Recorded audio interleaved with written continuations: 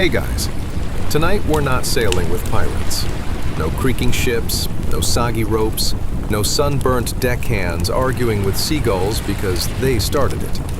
Instead, we're drifting towards something gentler, something softer, quieter, and infinitely more comforting than any treasure map or rum-soaked adventure. Tonight, we're stepping into a space of rest, a space of grace, a space where you finally get to breathe and let God hold the weight you've been carrying all year.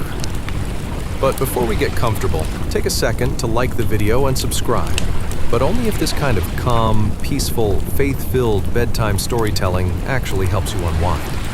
If not, don't worry. Even Jesus didn't expect everyone to follow him at the same pace. Some people needed a miracle, some needed a story, some needed a nap. All understandable.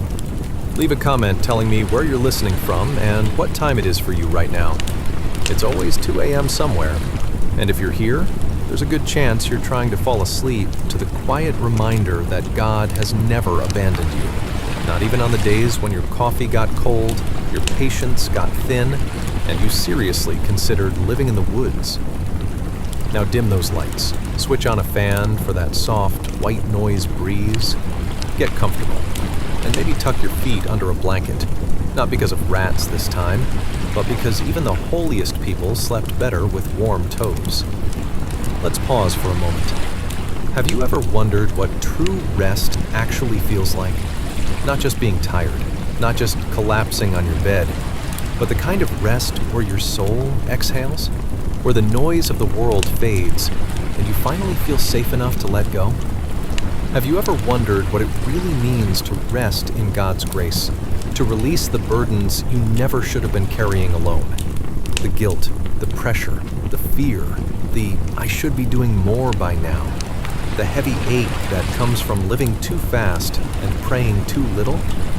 What does gratitude feel like when it's not forced, not rushed, not a bullet point in a planner, but something warm and quiet, like sunlight through a window, or a gentle whisper saying, "You've made it through another day. I'm proud of you." Tonight, we're going to drift into that space. Not to preach, not to scold, not to overwhelm you with theology, but to help you feel, softly, the peace God has already placed in your life, the rest He invites you into, and the gratitude that grows naturally when you finally slow down long enough to notice His grace in the small things. So take a slow breath in. Let the noise of your day loosen its grip, and imagine a quiet room washed in warm light, a place where God's presence feels near, gentle, and kind. Settle in. Close your eyes if you haven't already, and let the story begin. Chapter 1. The light that finally let you rest. And now, as your breath softens and the noise of the world finally loosens its grip on your shoulders, let's drift into a moment that feels like a quiet exhale after a very long year. Picture this: a gentle, warm light spilling softly into a quiet room. Not bright, not sharp, but warm in the way sunlight feels when it lands on your hands during a peaceful morning. It settles over everything it touches, casting soft, rounded shadows that make the whole space feel safe, calm, and wonderfully unhurried. In the center of this room lies a tired soul, a person whose heart has carried more weight than they know how to explain, a person who has held together days that felt too heavy, dreams that felt too fragile, and hopes that felt too small for the world they lived in. Tonight, that person is sinking, slowly, gratefully, into soft comfort, into a bed or a chair or a space that feels like it was made for the single purpose of letting them rest. The cushions rise gently around their body, welcoming them without question, carrying the weight they've been holding alone. Their muscles unwind, their breath deepens, and the silent confession settles in. I am tired. This isn't exhaustion of the body alone. It's the soul-deep fatigue that comes from carrying burdens quietly, serving without applause, working without being seen, worrying in private, giving even when the cup felt empty. And yet, Into this tiredness, a warm, holy peace begins to seep. Not the dramatic miracle kind, but the gentle, steady kind that God often sends when a heart is finally still enough to receive it. The warm light in the room seems to pulse with something more, a presence, a promise, a reminder that rest itself is not weakness, but worship. For it is written, "Come to me, all who are weary and burdened, and I will give you rest."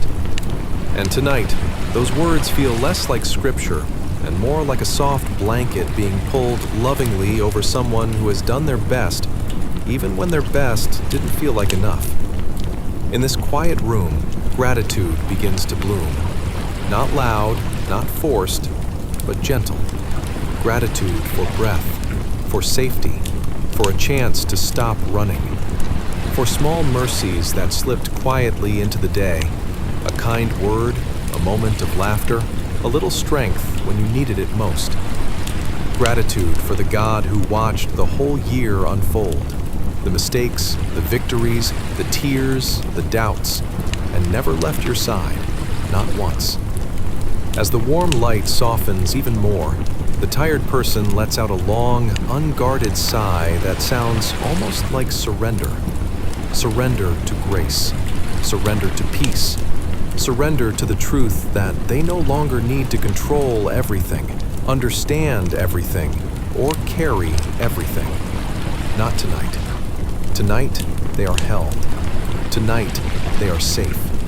Tonight, they can finally rest in the arms of a God who never grows weary, never grows impatient, and never stops loving. And as you sit here with them in this gentle glow, you can feel it too. The holy quiet, the tender invitation, the soft promise that tomorrow can wait.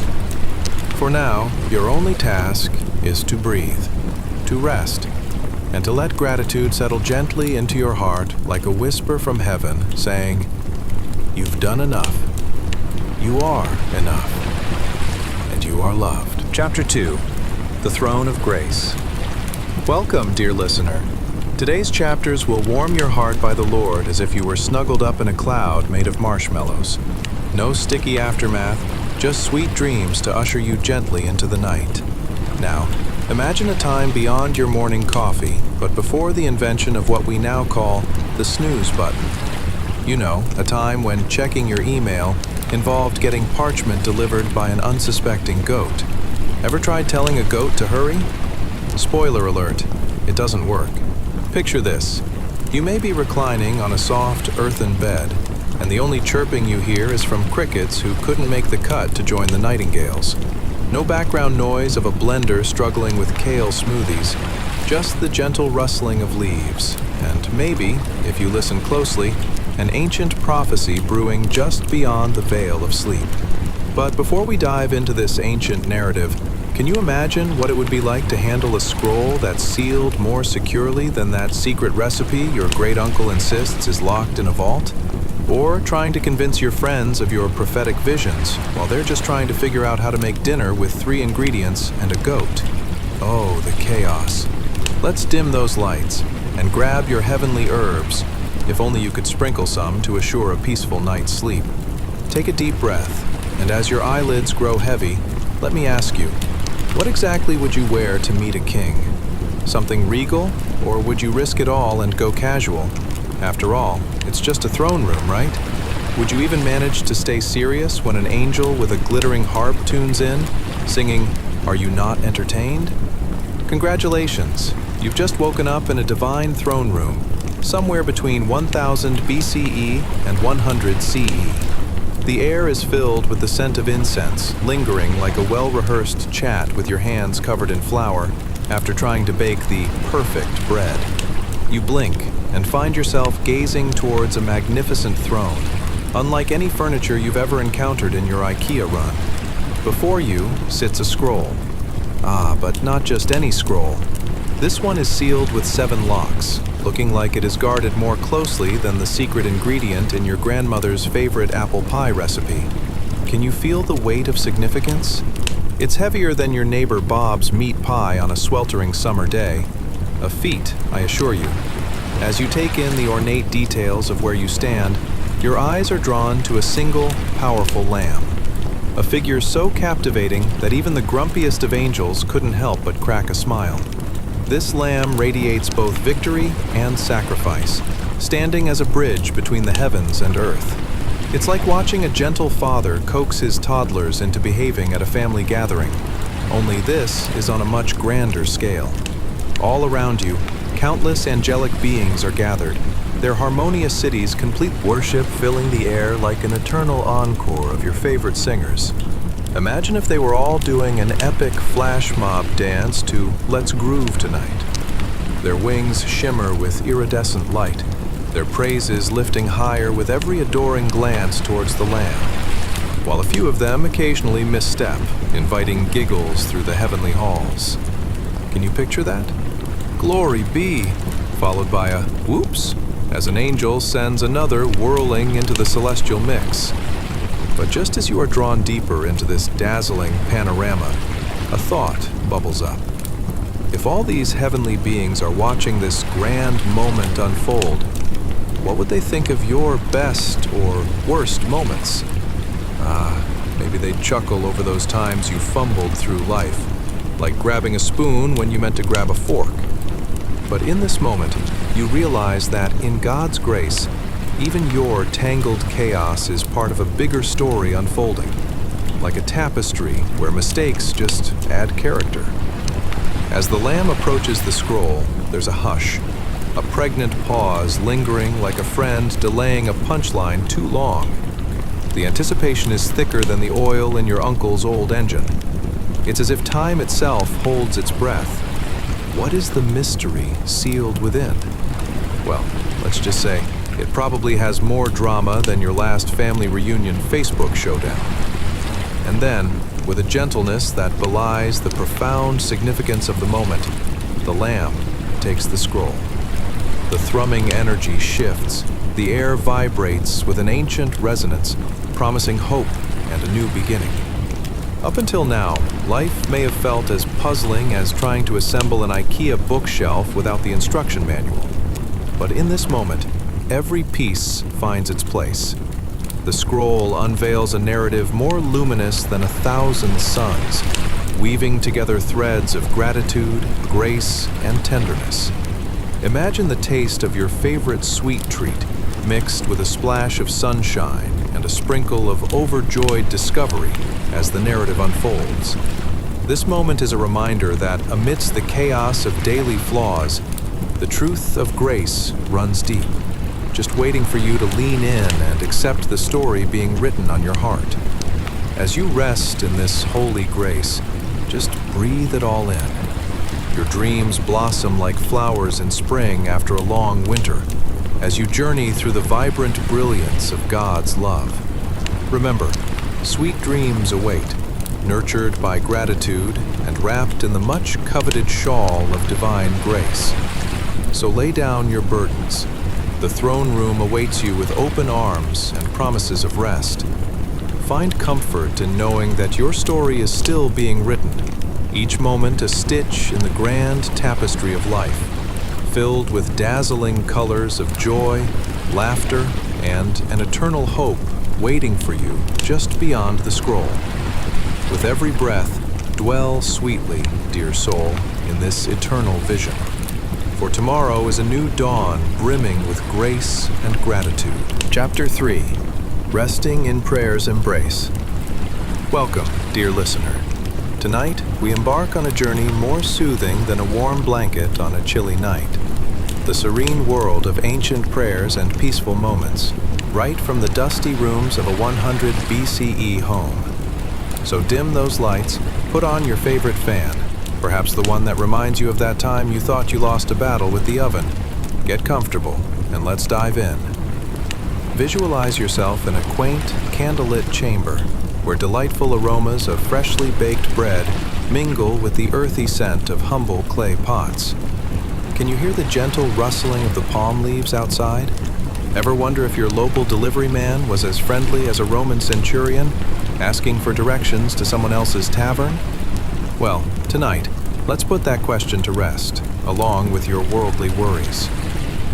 Congratulations, you've just woken up in 100 BCE. Welcome to a time where the marketplace buzzes like a beehive, but instead of honey, they sell figs and gossip about the latest gossip.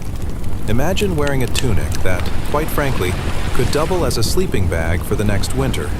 Seriously, does fashion ever change? Now let's take a little stroll through your quaint abode.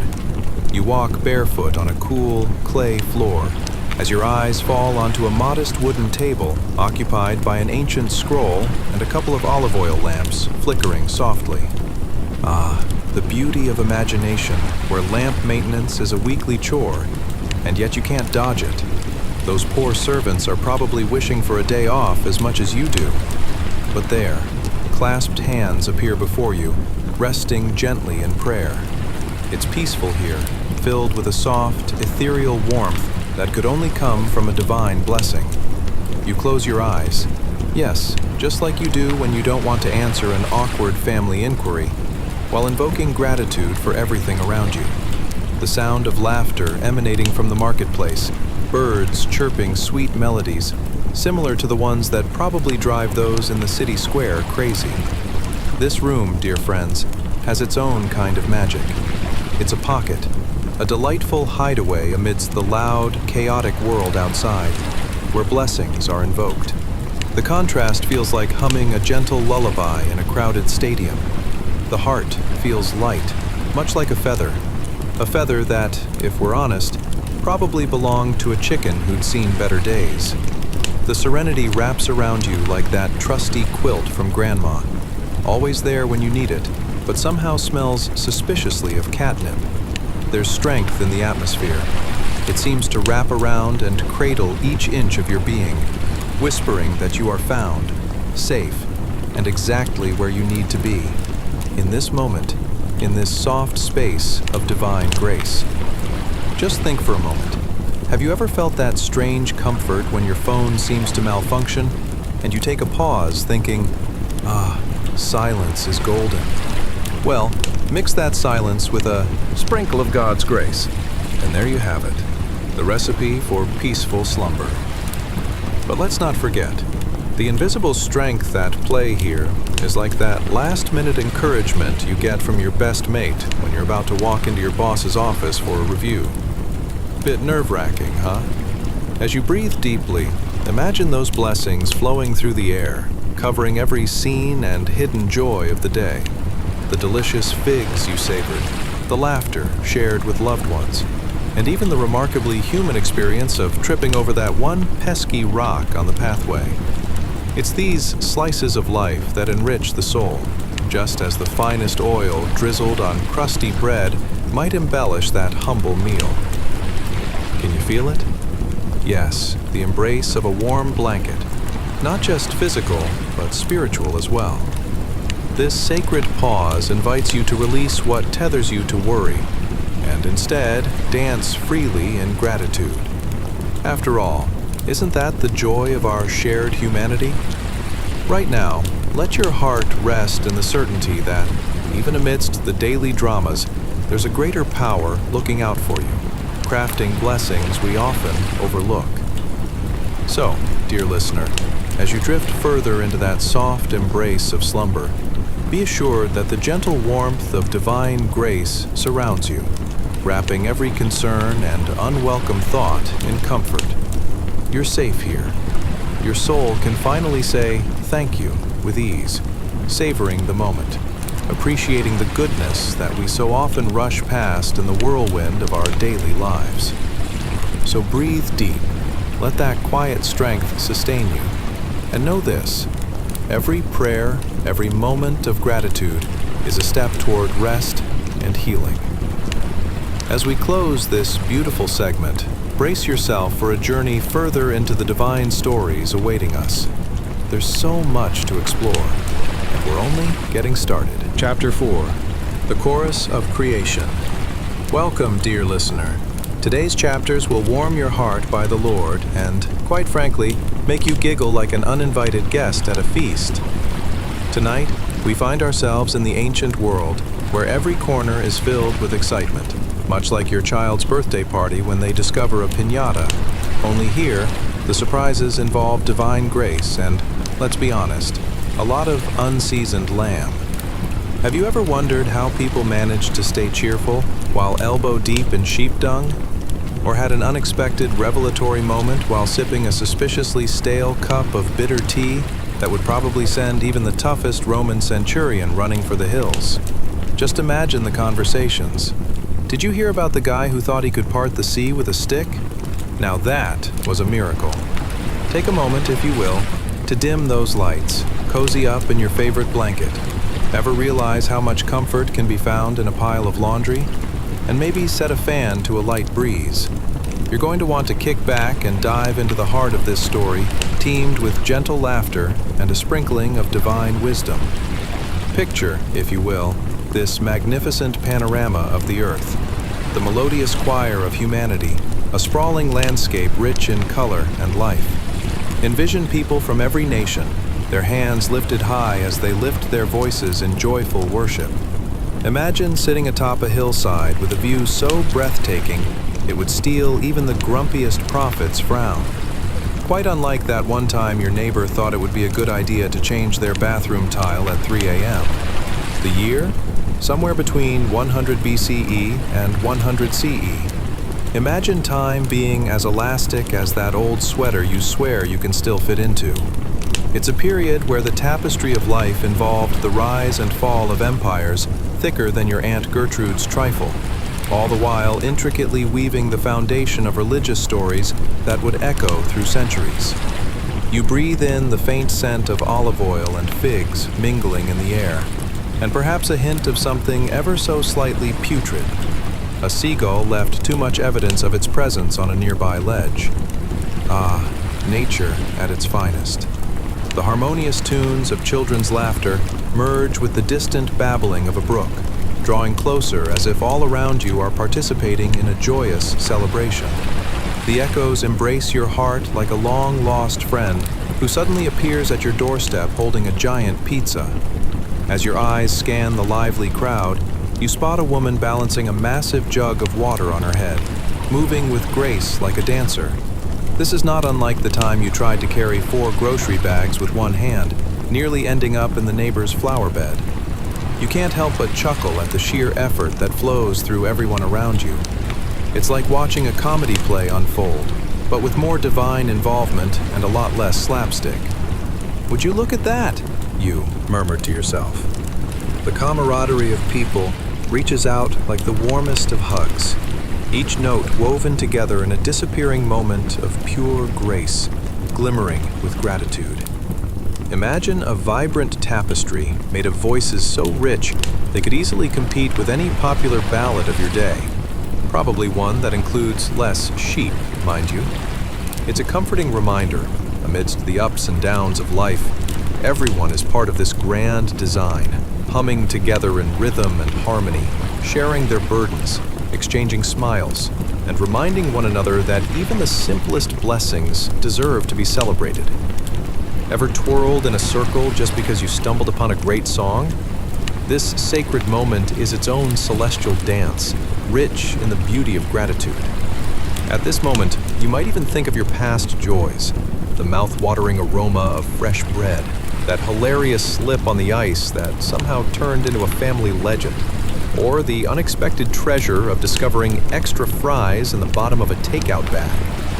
Yes, even those slices of life that might seem trivial hold profound beauty, and together they fill our souls like granola fills a cereal bowl, crunchy and delightful.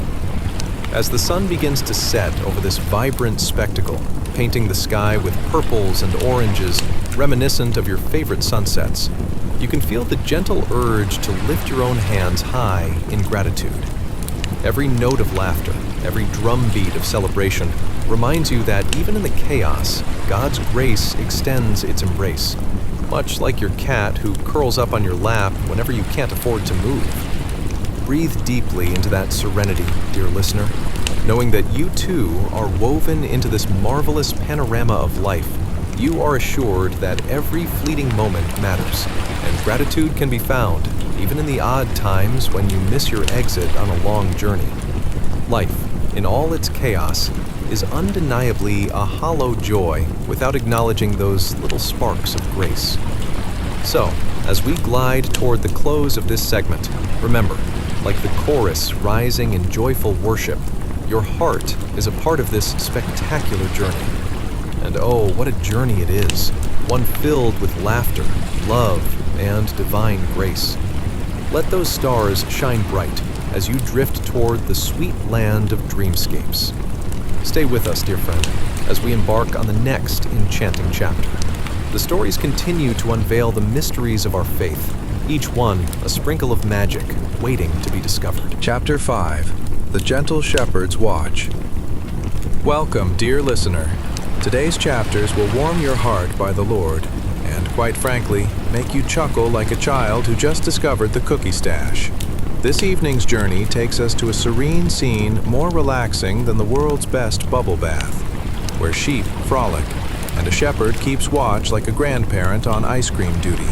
Have you ever pondered how a shepherd manages to keep track of hundreds of woolly friends who, let's be honest, can be more stubborn than a toddler refusing to wear any pants? Or how about the peculiar joy of trying to bathe said sheep without ending up looking like you had just come back from a mud wrestling competition? Ironically, I bet you've also experienced the kind of quiet that settles in when you finally find your remote after an exhaustive search. So, snuggle into your flannel jammies, grab a warm cup of tea, or, if you're feeling extra adventurous, a pint of your favorite ice cream, and dim those lights just right. Prepare to be whisked away to a time where grazing and gratitude meld into the soothing embrace of twilight. As you close your eyes and imagine, what do you think the shepherd's secret weapon is? What would happen if a sheep decided to chase a butterfly? And honestly, how often do sheep start singing folk songs while chewing on clover? You definitely won't want to miss those delightful details. Congratulations! You've just woken up in a lush, vibrant pasture somewhere between 1000 BCE and 100 CE. The sun hangs low on the horizon, its rays casting a warm, golden glow that would convince even the grumpiest of philosophers to crack a smile. The choir of crickets fills the air with an almost comically enthusiastic vibrato, while a gentle breeze sways the tall grass like dancers in an ancient amphitheater. The scene is idyllic. A vast flock of contented sheep meanders through the rolling hills, nibbling at the tender blades of grass, oblivious to the fact that their woolly coats are slowly turning into woolly sweaters for some future sheep-suffering knitting circle. Picture it. Not much different from your old days of hoping a hot pizza would magically appear when the delivery driver got lost. Nestled among these pastoral delights is our shepherd, a figure of calmness and authority. He holds an air of serenity, like that one friend who can remain totally chill when someone spills grape juice all over a white couch. You can almost hear him mutter to himself with all-knowing wisdom. If only these sheep understood the value of a good nap. As twilight descends like a dramatic curtain on a rather uneventful play, the air is filled with the comforting aroma of earth and wildflowers. It's a scent reminiscent of Sunday dinners back home, where everything felt right with the world, except perhaps when Uncle Larry arrived with his infamous tuna casserole. Among the sheep, we see a particularly rambunctious one named Wooly, who has plans that seem a touch more ambitious than simple grazing. He takes off in pursuit of what appears to be a particularly lively butterfly, his fluffy form bouncing about as though he'd just discovered an extra helping of oats. The other sheep watch in mild intrigue, their eyes as wide as saucers, as if pondering, is it really worth risking the grass for a few minutes of adventure? Meanwhile, our shepherd chuckles softly, shaking his head as he marvels at Wooly's delightful antics. Ah, the youth of today, he thinks, carefree and fluffy, but without so much as a worry about whether they'll end up on tomorrow's dinner plate. A gentle smile crosses his face, as if he's recalling that one time he outran a giant goat, thinking he was putting faith in a kind of athleticism that should have been reserved for Olympic trials. The birds chatter above, caught up in their own conversations about very serious matters. such as the best places to find seeds and the latest gossip regarding a family of cheeky squirrels. It's like eavesdropping on nature's version of a reality show, complete with all the palpable tension of oohing and eyeing. And as the scene unfolds, the joy in the shepherd's heart approaches a crescendo, swelling with gratitude for this simple life. After all, even amid the challenges, a surprise rain shower, an unexpected wolf sighting, God's grace flows as freely as the laughter of children playing by a stream. The shepherd feels a gentle nudge of appreciation for every little blessing, the friendly sun, the loving companionship of the flock, and perhaps most importantly, today's snack of dried figs that he stashed away for self-care moments. As you settle deeper into your blankets, let the knowledge that you too can tap into this grace ease your thoughts. Just as our shepherd takes joy and solace in the beauty around him, embrace the small wonders, a sunset, a soft breeze, or even the delightful remnants of last night's pizza. So, let's wrap up this slice of pastoral life by realizing that while we may not have a flock of sheep, we can certainly find laughter, peace, and gratitude in the cozy corners of our own lives. Remember, dear listener, even a sheep on its best behavior can bring smiles and laughter to a long day, much like that unexpected meme that brightens up your scrolling. And with all that said, stay with us as the enchanting tapestry of faith continues to unfold. Remember, it's a fantastical world of stories, each woven with humor, joy, and undying grace. Next, we'll dive into the realm of miracles, where wonders await to be unraveled like the world's greatest present. Sweet dreams. Chapter 6. The Radiant Gate. Welcome, dear listener. Today's chapters will warm your heart by the Lord and tickle your funny bone like a feather duster in a ticklish pickle factory. Have you ever wondered what it's like to stroll through skies so fresh they could practically serve as an appetizer at a heavenly banquet? Well, tonight we're diving into the Eternal City, a place where parking tickets are non-existent, and the only thing you're ever late for is a gloriously peaceful slumber. First, let me warm up those curious minds. If you lived in a city that had golden gates, would you worry about forgetting your keys? And how would your daily life look if all your neighbors could sing better than any professional choir? Would you hold secret karaoke nights with a homemade playlist featuring heavenly harmonies and angels on high? Or would you just stick to the classics like I Will Survive? So, dim those lights, fluff your pillows, and perhaps put on that fan to create an ambiance reminiscent of a cool Mediterranean breeze. As you settle in, let's ponder a few absurdly relatable existential questions. What if the exit sign in heaven is only for those wandering a little too far from grace? And if people actually floated around, would you need to invest in floaties instead of umbrellas for occasional heavenly showers? Now, congratulations. You've just awakened in a city that is more radiant than the sun hitting an old disco ball. Yes, it's a time between 1000 BCE and 100 CE, a period of extraordinary wonders, a canvas where love is the paint and grace is the brush. As you stroll through the grand, luminous gates of this eternal city, you can practically taste the joy in the air. Every breath, imagine it, inspired by the grateful hearts of those around you. The gates are swung wide open, adorned with gold so bright it could blind a lesser soul. And yet, everyone passes through nonchalantly, as if saying, "Oh, this? Just another Tuesday." The aroma of kindness wafts through the air, accompanied by notes of songs sung in perfect harmony.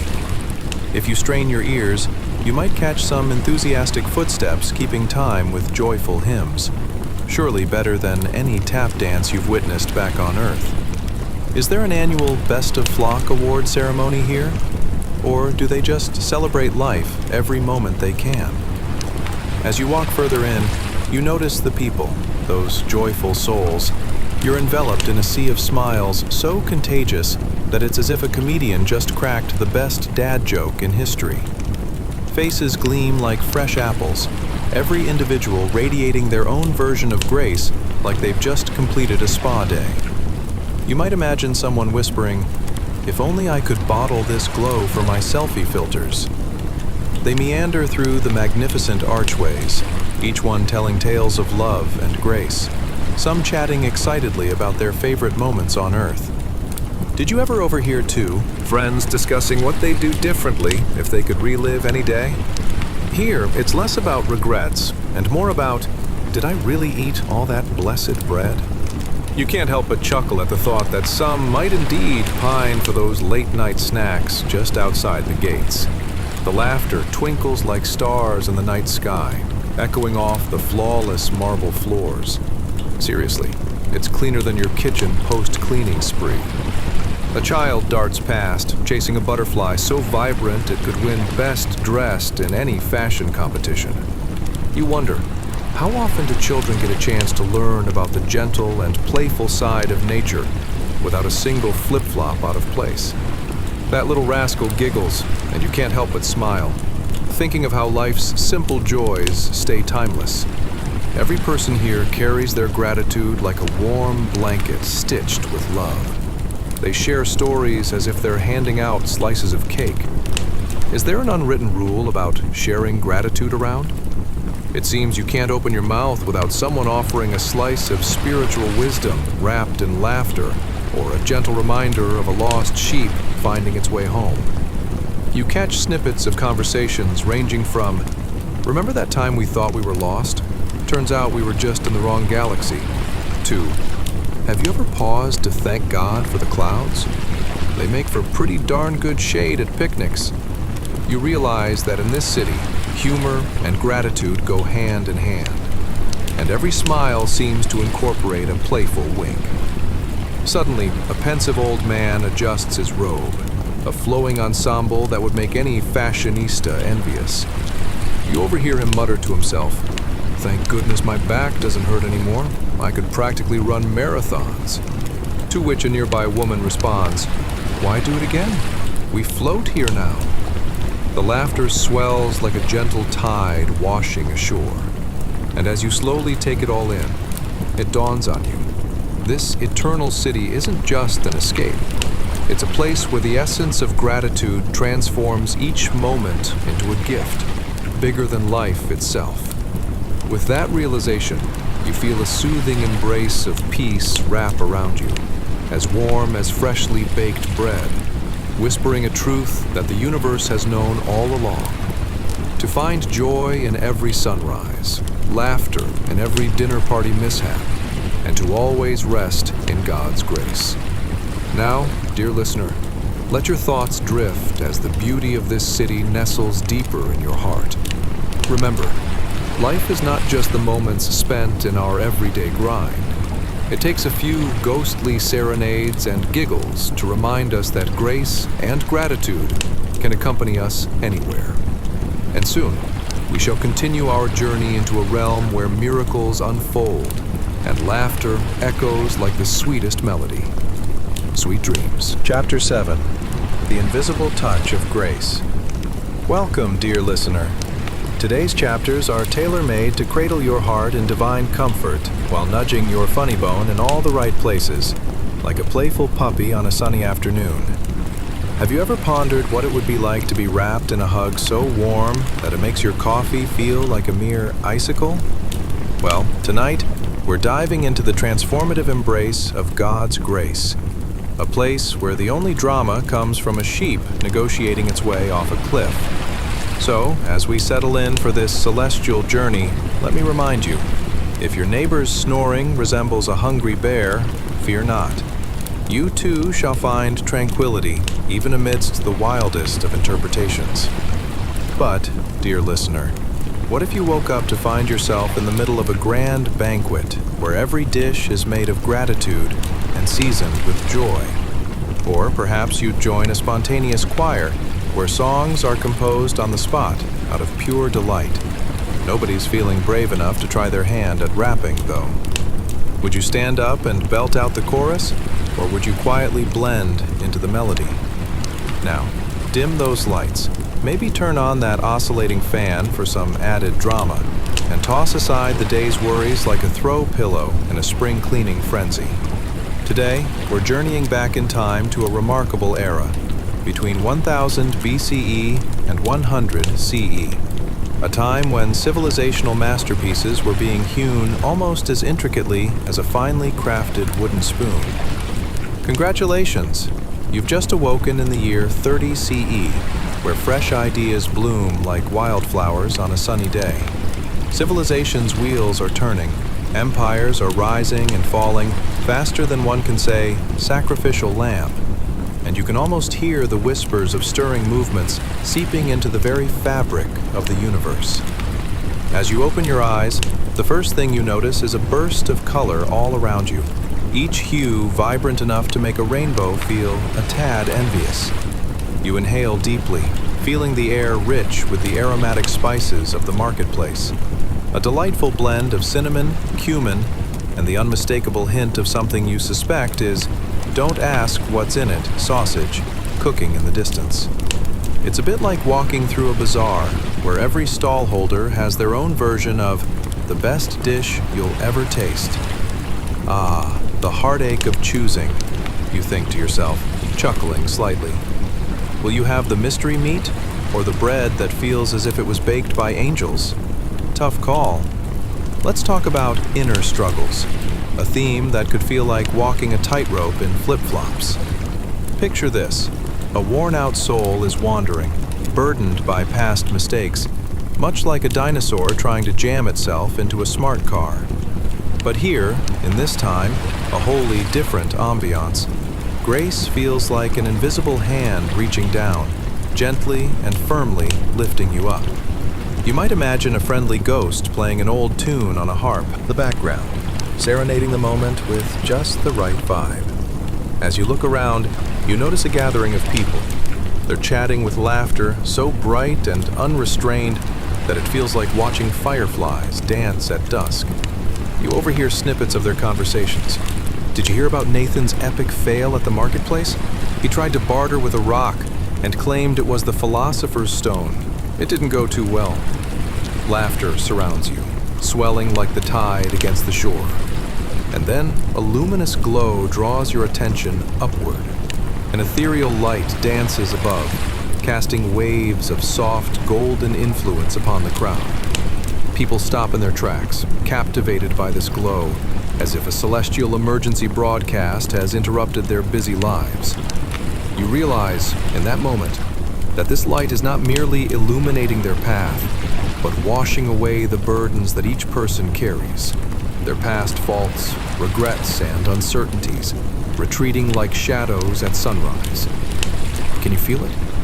It's as calming as a gentle breeze that rustles through the leaves, whispering sweet nothings of hope and redemption. It's the kind of moment where you might find yourself laughing quietly at the ridiculousness of dwelling on past missteps when the weight of divine grace feels so remarkably light. Now, picture someone saying, "I've had 2 flat tires today, but I'm grateful for all the cool people I met at the roadside." What a refreshing take, picking gratitude like ripe cherries from a tree, instead of lamenting over the ones that have gone sour. As the brilliant light wraps around you, it feels like a warm hug from someone who genuinely cares, comforting, renewing, and inexplicably uplifting. You find yourself floating, almost weightless, as though that invisible hand is energizing your spirit, quenching the thirst of your soul. Why didn't anyone tell me about this experience? You might chuckle. It becomes clear in that sublimely surreal space that resting in God's grace doesn't merely cleanse your heart. It radiates gratitude through every fiber of your being, like the last rays of the setting sun casting a kaleidoscope of colors against the sky. The scene shifts, and you glimpse a gathering of wise figures discussing theology, gently quipping about the latest fads in spiritual enlightenment. I heard Solomon's trying to derive wisdom from the stars. He'll probably try to sell us some stargazing advice soon. Laughter erupts again, and you can't help but join in, feeling an odd sense of kinship with these seemingly ancient souls. With each chuckle, you realize how delightfully connective humor is, allowing burdens to dissolve and hearts to open. As you drift deeper into this divine rest and gratitude, the vibrancy of life in this era wraps around you, reminding you that grace is not merely a concept, it's a reality, waiting to renew you, gently carrying you into simplistically wonder-filled tomorrows. So, dear listener, as you let this peace settle deep into your heart, remember, gratitude often rides in with humor on gentle wings, nudging those past faults aside, allowing you to rest comfortably in the arms of grace.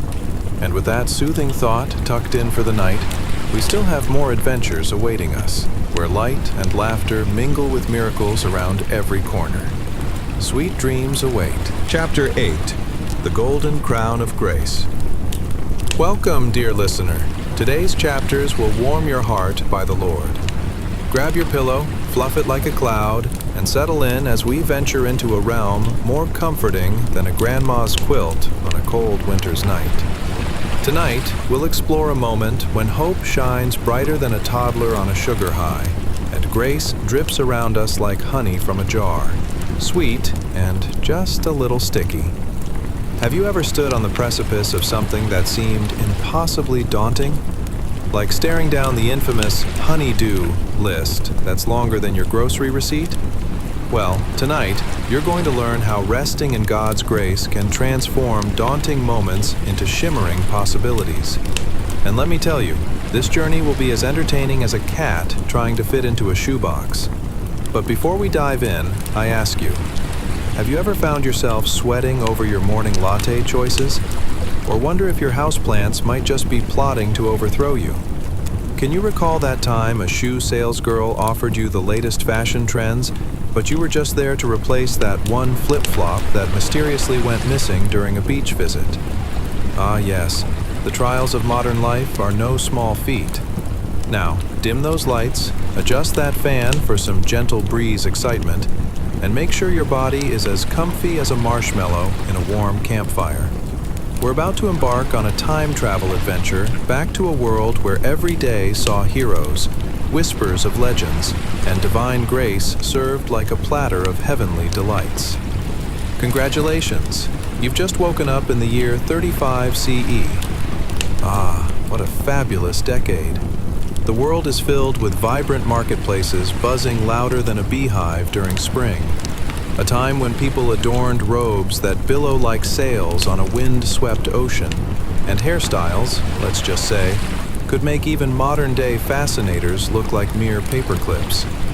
As you blink and take in your surroundings, the first thing that catches your eye is a stone pavement adorned with colors and textures so rich they could only be described as a fine tapestry woven by angels themselves.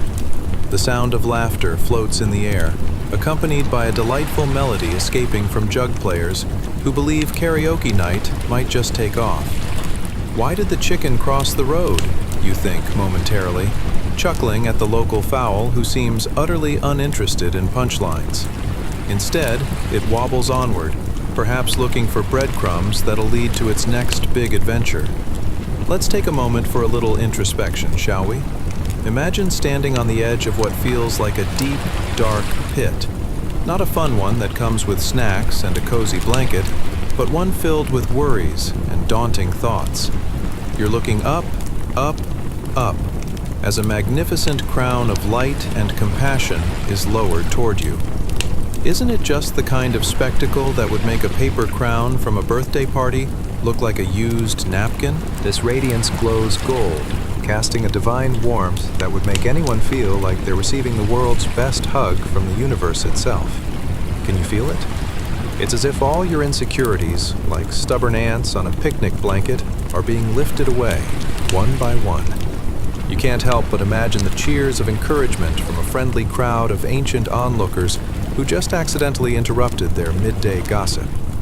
Each golden beam showering down whispers, "You are loved, you are wanted, and yes, you deserve this grace." In fact, it's the kind of support that would make an overcooked vegetable seem perfectly edible if bestowed by a chef's finest compliment. You're drawn toward it, feeling a tug in your heart, like a child being called in from the playground for bath time. And suddenly, you realize that resting in God's grace isn't just about relief. It's a kind of floating, a metaphorical air mattress on a lazy river of compassion. As that golden light envelops you, burdens release their stubborn grip, gliding away as though they've been told they are no longer needed. You might find yourself chuckling. How ridiculous is it to lug around yesterday's mistakes like oversized luggage at an airport? Who needs it? A refreshing breeze of gratitude makes its grand entrance, carrying with it a sense of joy more potent than your morning cup of coffee. Look around. There's a gathering of charmingly mismatched people, each one lost in their delightful stories, as laughter bubbles up like champagne. It's as if the whole universe decided to throw a spontaneous gratitude parade in your honor.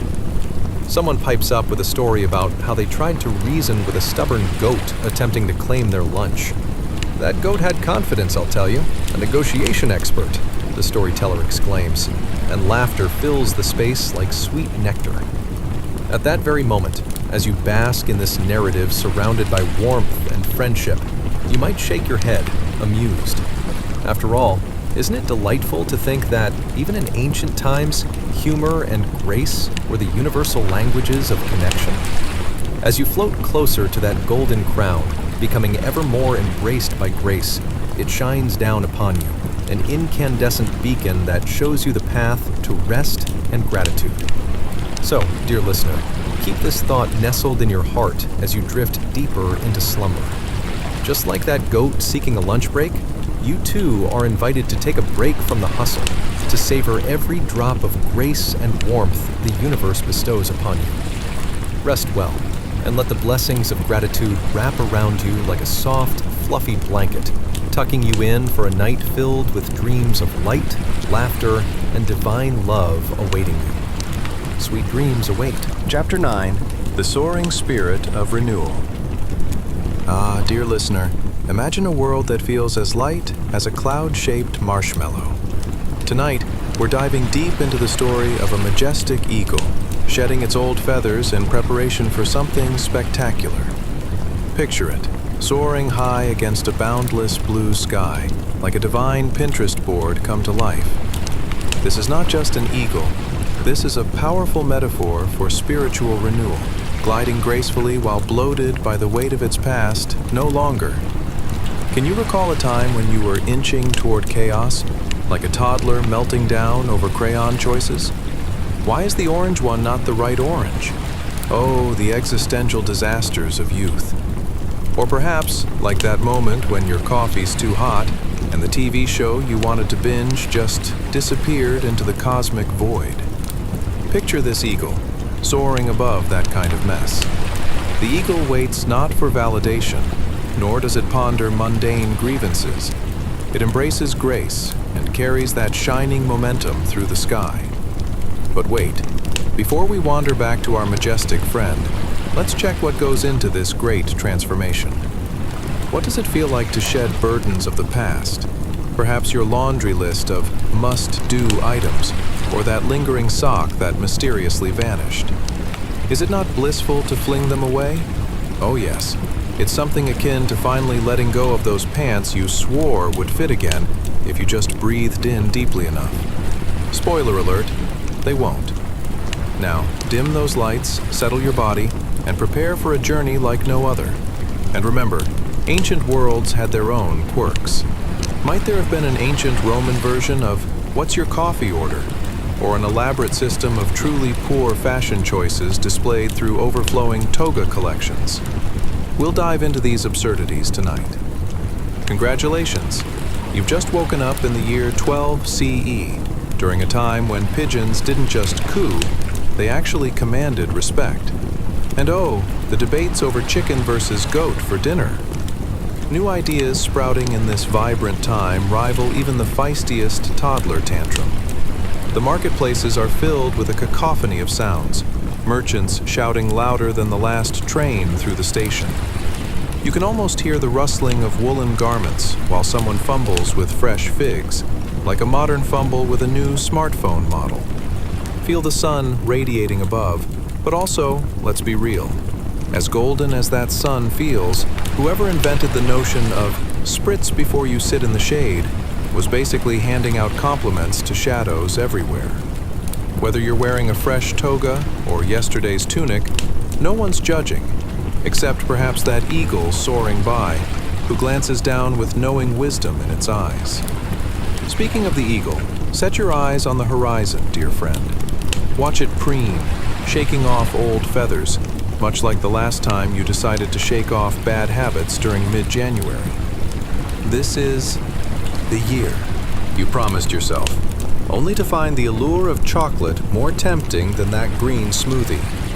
Oh, the eagle just laughs, flapping its wings with authority, reminding you that shedding is part of the divine rhythm of life.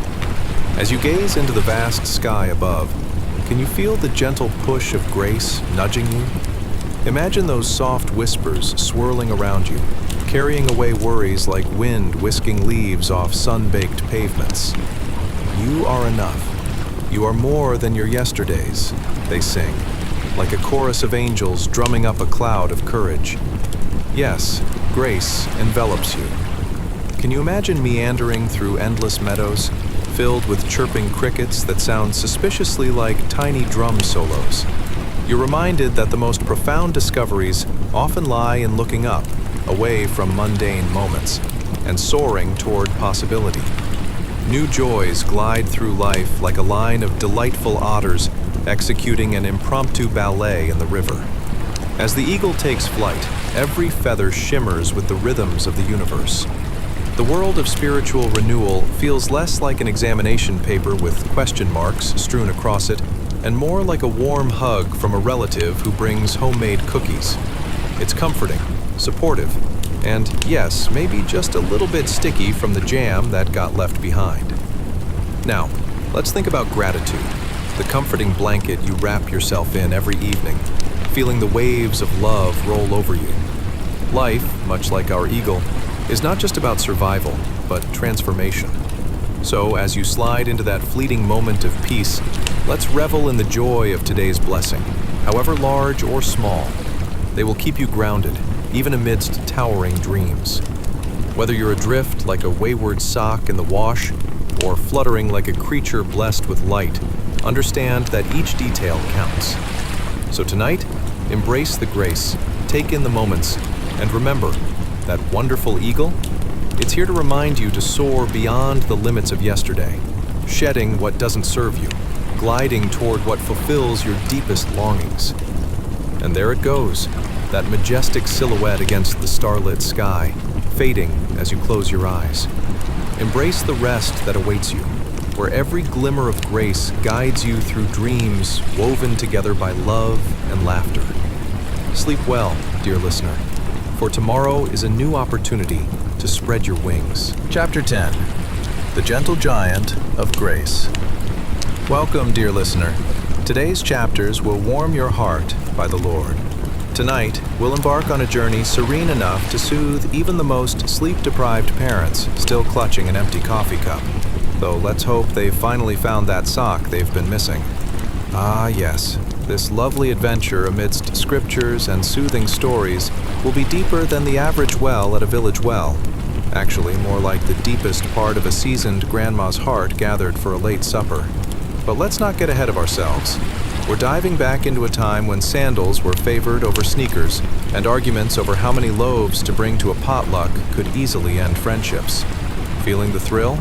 Tonight brings us a presence softer than your grandma's hugs, and rivaled only by the genius of a cat that knows no personal space.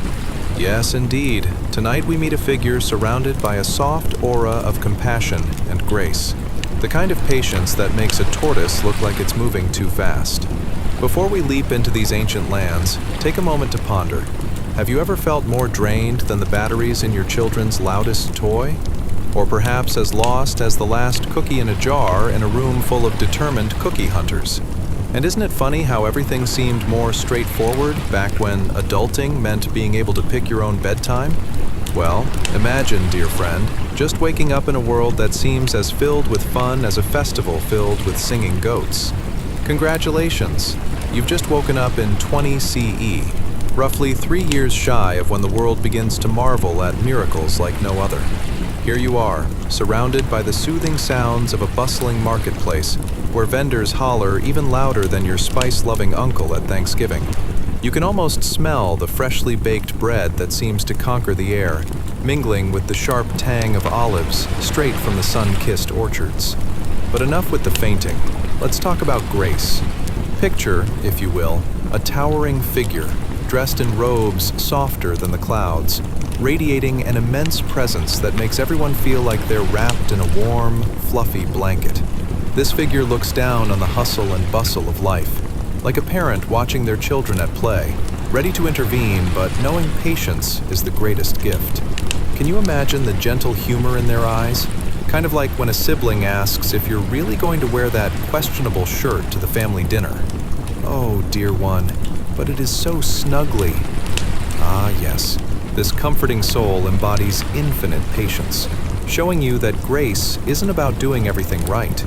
Instead, it's about learning to embrace the goofy mistakes of life, like trying to blend peach and spinach, only to realize you've created something reminiscent of a swamp.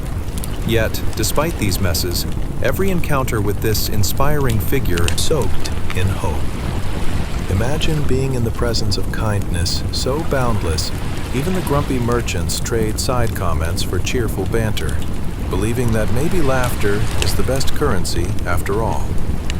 It's time to delve into this picturesque life depicted in dusty scrolls, where debates revolve not just around politics, but over who brought the finest dates to the feast. You can hear the clamor of spice jars clinking together, mixed with banter that often hints at more wisdom than you'd expect from villagers who sometimes shoot arrows at passing clouds just for a laugh. And let's not forget the quirks of life during these times. Ever tried writing a letter only to discover that ink smudges more than a toddler playing with crayons? Or imagine haggling for the best price on figs like it's a high-stakes poker game, convincing the merchant that you need those figs more than he needs his own apron. Oh, the intricacies of life make it all surprising. In the grand scheme, this figure's omnipresent grace is like the ultimate shelter from the storm. So as you sit within this timeless marketplace, feel the whirling energies of joy, laughter, and gentle currents of grace wash over you. Each voice blends harmoniously, like a symphony composed of the simple, beautiful moments, reminding you of the laughter shared over burnt bread, or the delight discovered in the depths of a well-loved memory. Every sale, every generous act, no matter how small, begins to reflect the greater truths behind existence. And as the sun begins to dip low, casting long shadows that dance like children playing hide and seek, you appreciate the essence of gratitude unfurling inside you. It's like that warm reminder of how the Lord works in mysterious, humorous, and gentle ways beyond description. This gentle giant of grace prepares to hold you through mishaps, fumbles, dreams unpursued, and everything in between, assuring you that it's all part of the journey. Think of it this way. Every wrinkle on the face of life is a story waiting to be told, with laughter echoing in the background. As you sink deeper into this comforting atmosphere, know this: it's okay to rest in grace, for like that incredible figure above you, nothing is too big for love. And as you observe those bustling little moments, let yourselves be gently lulled into sweet thoughts of gratitude, perhaps for the cup of tea waiting for you, or the kind friend who just texts you a cat meme. Hold them close as you drift into peaceful dreams where love and grace never go out of fashion. Sleep sweetly, dear listener. Tomorrow carries more wondrous tales to unfold. Chapter 11. The Great Divide of Divine Love. Welcome, dear listener. Today's chapters will warm your heart by the Lord. Yes, even more so than that last slice of your favorite pie that you've been saving in the fridge, only to discover it mysteriously disappeared.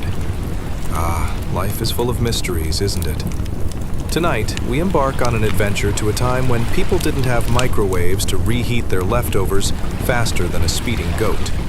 Instead, They relied on much more creative strategies, like asking their neighbors for a borrowed flame, hoping it wouldn't turn into a neighborhood feud. But don't let those petty squabbles distract us. Our evening's journey will stretch across the vastness of heavenly love, wider than the eyebrows of a surprised prophet witnessing yet another miracle. We'll drift through tales that illustrate just how far God's grace reaches. You might say it's as boundless as the time someone decided that a single loaf could feed an entire crowd. Spoiler alert, it did. Before we delve into these captivating stories, ask yourself, have you ever been so tired you felt like a sun-baked clay tablet? So worn out you couldn't even recall where you put your keys, or pretty much anything else? Or perhaps you felt like that time the neighbors struck up a spontaneous wrestling match over who won at charades. And doesn't it ever feel like maintaining even one healthy relationship can seem harder than juggling 3 hairs while riding a unicycle? Well, tonight, we're diving right into a realm where grace feels as comforting as flopping onto your couch after a long day of tending to a flock of unruly sheep. Let's pray they don't try to play hide and seek.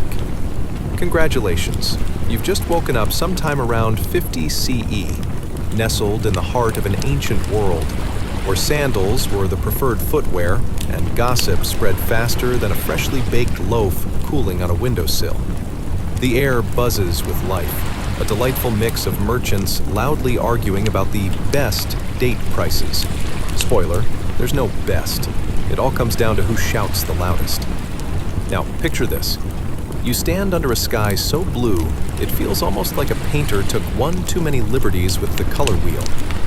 You glance upward and see the sun warming the ground like a cat curled up on your best blanket. It's bright enough that you squint, almost missing the magnificent mosaic of humanity below. The busy market where every vendor is more animated than your last family reunion. Let's talk about the people you see around you. You've got the fisherman. His hands are calloused, and his fishing tails are taller than the tallest palm tree nearby, claiming he once caught a fish so big the locals still argue about where it landed. And on the other side, there's a woman selling herbs like the world's best spice marketing executive. Her daughter by her side, crafting crowns out of wildflowers and proclaiming herself a princess.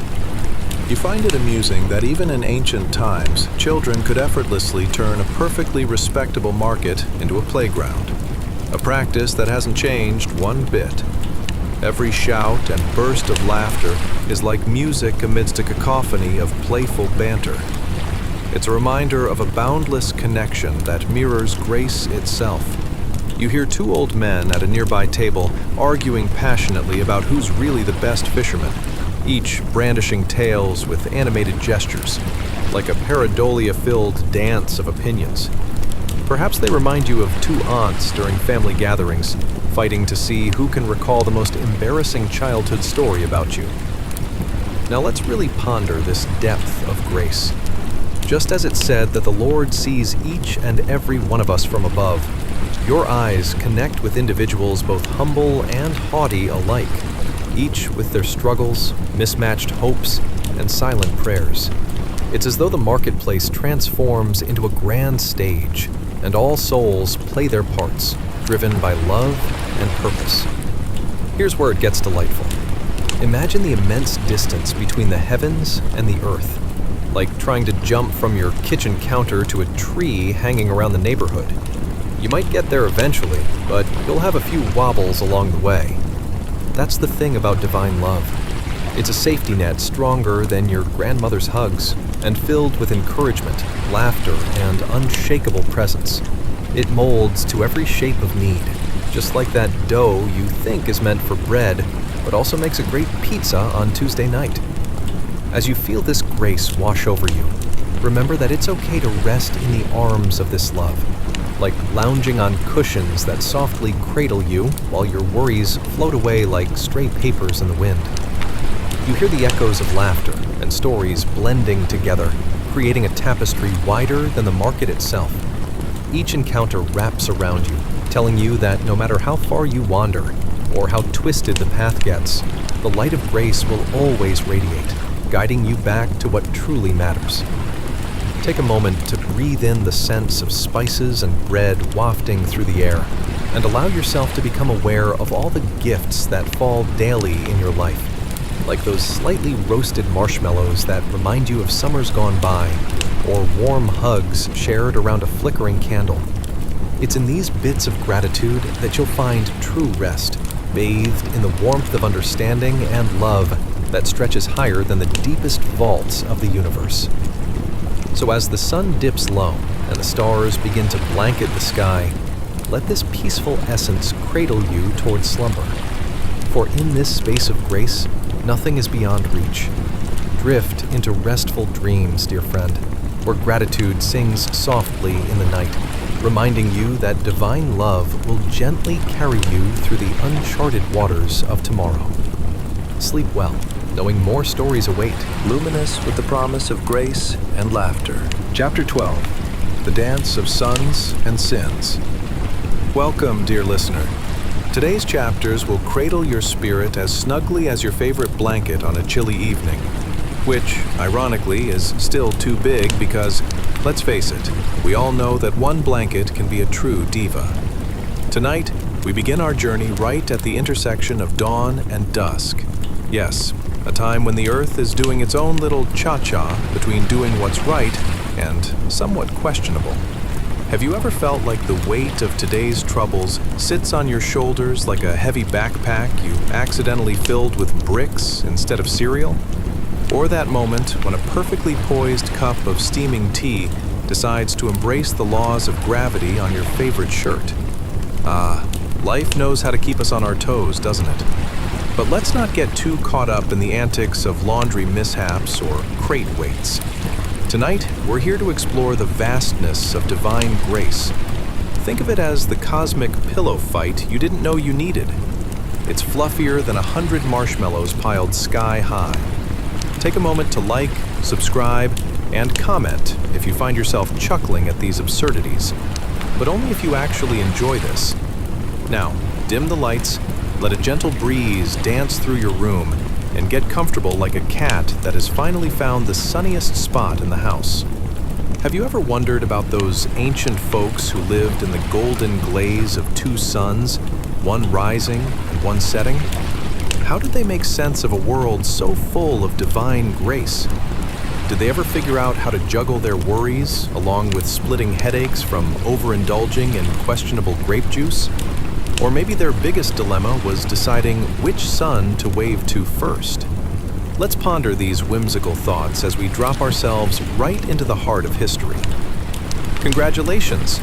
You've just woken up around the year 25 BCE, where the air is thick with spices, dreams, and, of course, all manner of things that won't quite get your Wi-Fi working. Picture this. The sun is rising in the east, casting a warm glow over the earth as if it's layering frosting on an enormous cake, the kind you want to jump into as you delight in its scrumptious prospects. The fragrance of fresh bread wafts through the streets, mixing deliciously with the aroma of lavender, making you wonder if the bakers secretly doubled as florists. You notice a man shouting about the latest gossip, and you can't help but chuckle at the fact that it seems the town crier is just a reincarnation of your nosy neighbor who can turn a simple cat sighting into a front-page headline. Now let's take a moment to enjoy the view. On one side of the marketplace, you see a group of merchants, each one animated and competitive, as if caught up in a high-stakes game of charades.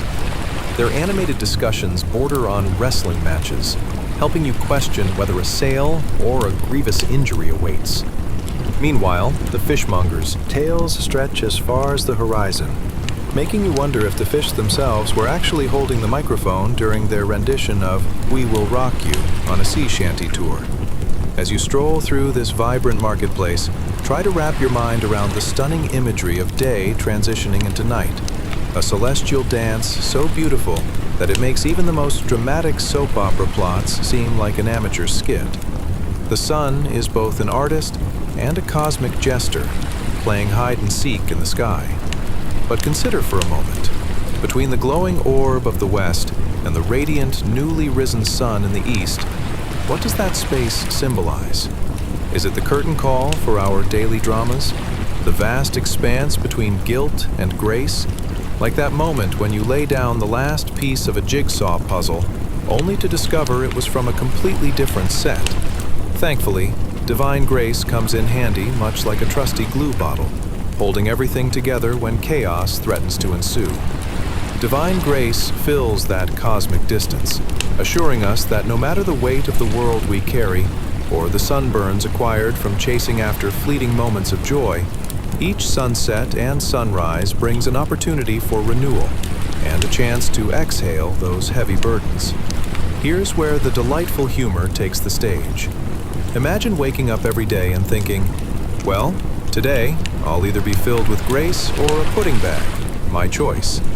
The freedom that comes in knowing there's sufficient grace for all, as if God has amassed all the fluffy pillows of comfy thoughts to help us float through life. As the day gives way to evening, let the warmth envelop you, like a divine embrace of laughter amidst the struggles of life. Savor the sensations. The sounds of laughter echoing in the crisp air blend with the faint cheer of a child trying to catch a firefly. The cosmic comfort of knowing your worries have mellowed into gentle whispers. So, dear listener, as day finds its restful end and gratitude wraps around you, let go of your burdens and settle into the night. Let this moment be your release, allowing all those worldly worries to fade like chalk drawings washed away by an unexpected rain shower. Know that in God's grace, you are free. Free to sleep, free to dream, and free to embrace tomorrow with open arms. Allow yourself to float softly into restful slumber, knowing that a new, shining dawn awaits you, robust with promise, grace, and perhaps a sprinkle of cosmic laughter. Sweet dreams, gentle wanderer. More delightful stories will greet you in the peacefulness of tomorrow. Chapter 13. The Bloom and Doom of a Flower.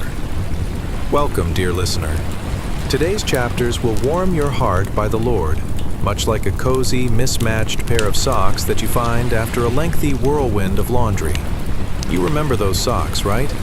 The ones with the suspicious stains that definitely have stories of their own? Tonight, we delve into the beautiful tapestry of existence, both fleeting and fabulous, much like your neighbor's attempt at gardening that somehow resulted in a cactus strutting around like it owns the place. Before we embark on this soothing journey through time and tales of grace, take a moment to like, subscribe, and comment if the vibe speaks to you. Of course, only if you enjoy all this delightful profundity and quirky charm.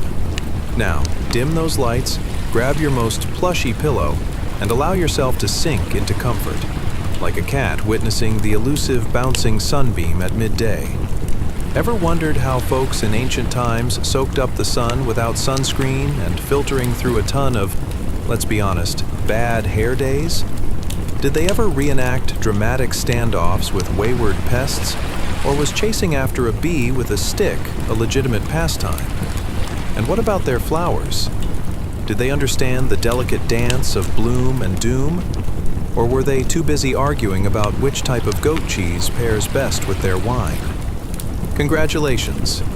You've just woken up in a sun-drenched field around the year 5 BCE, a time where humanity was, quite literally, grounded in nature. Minus the complications of Facebook statuses and vacuum cleaner debates, thank you very much.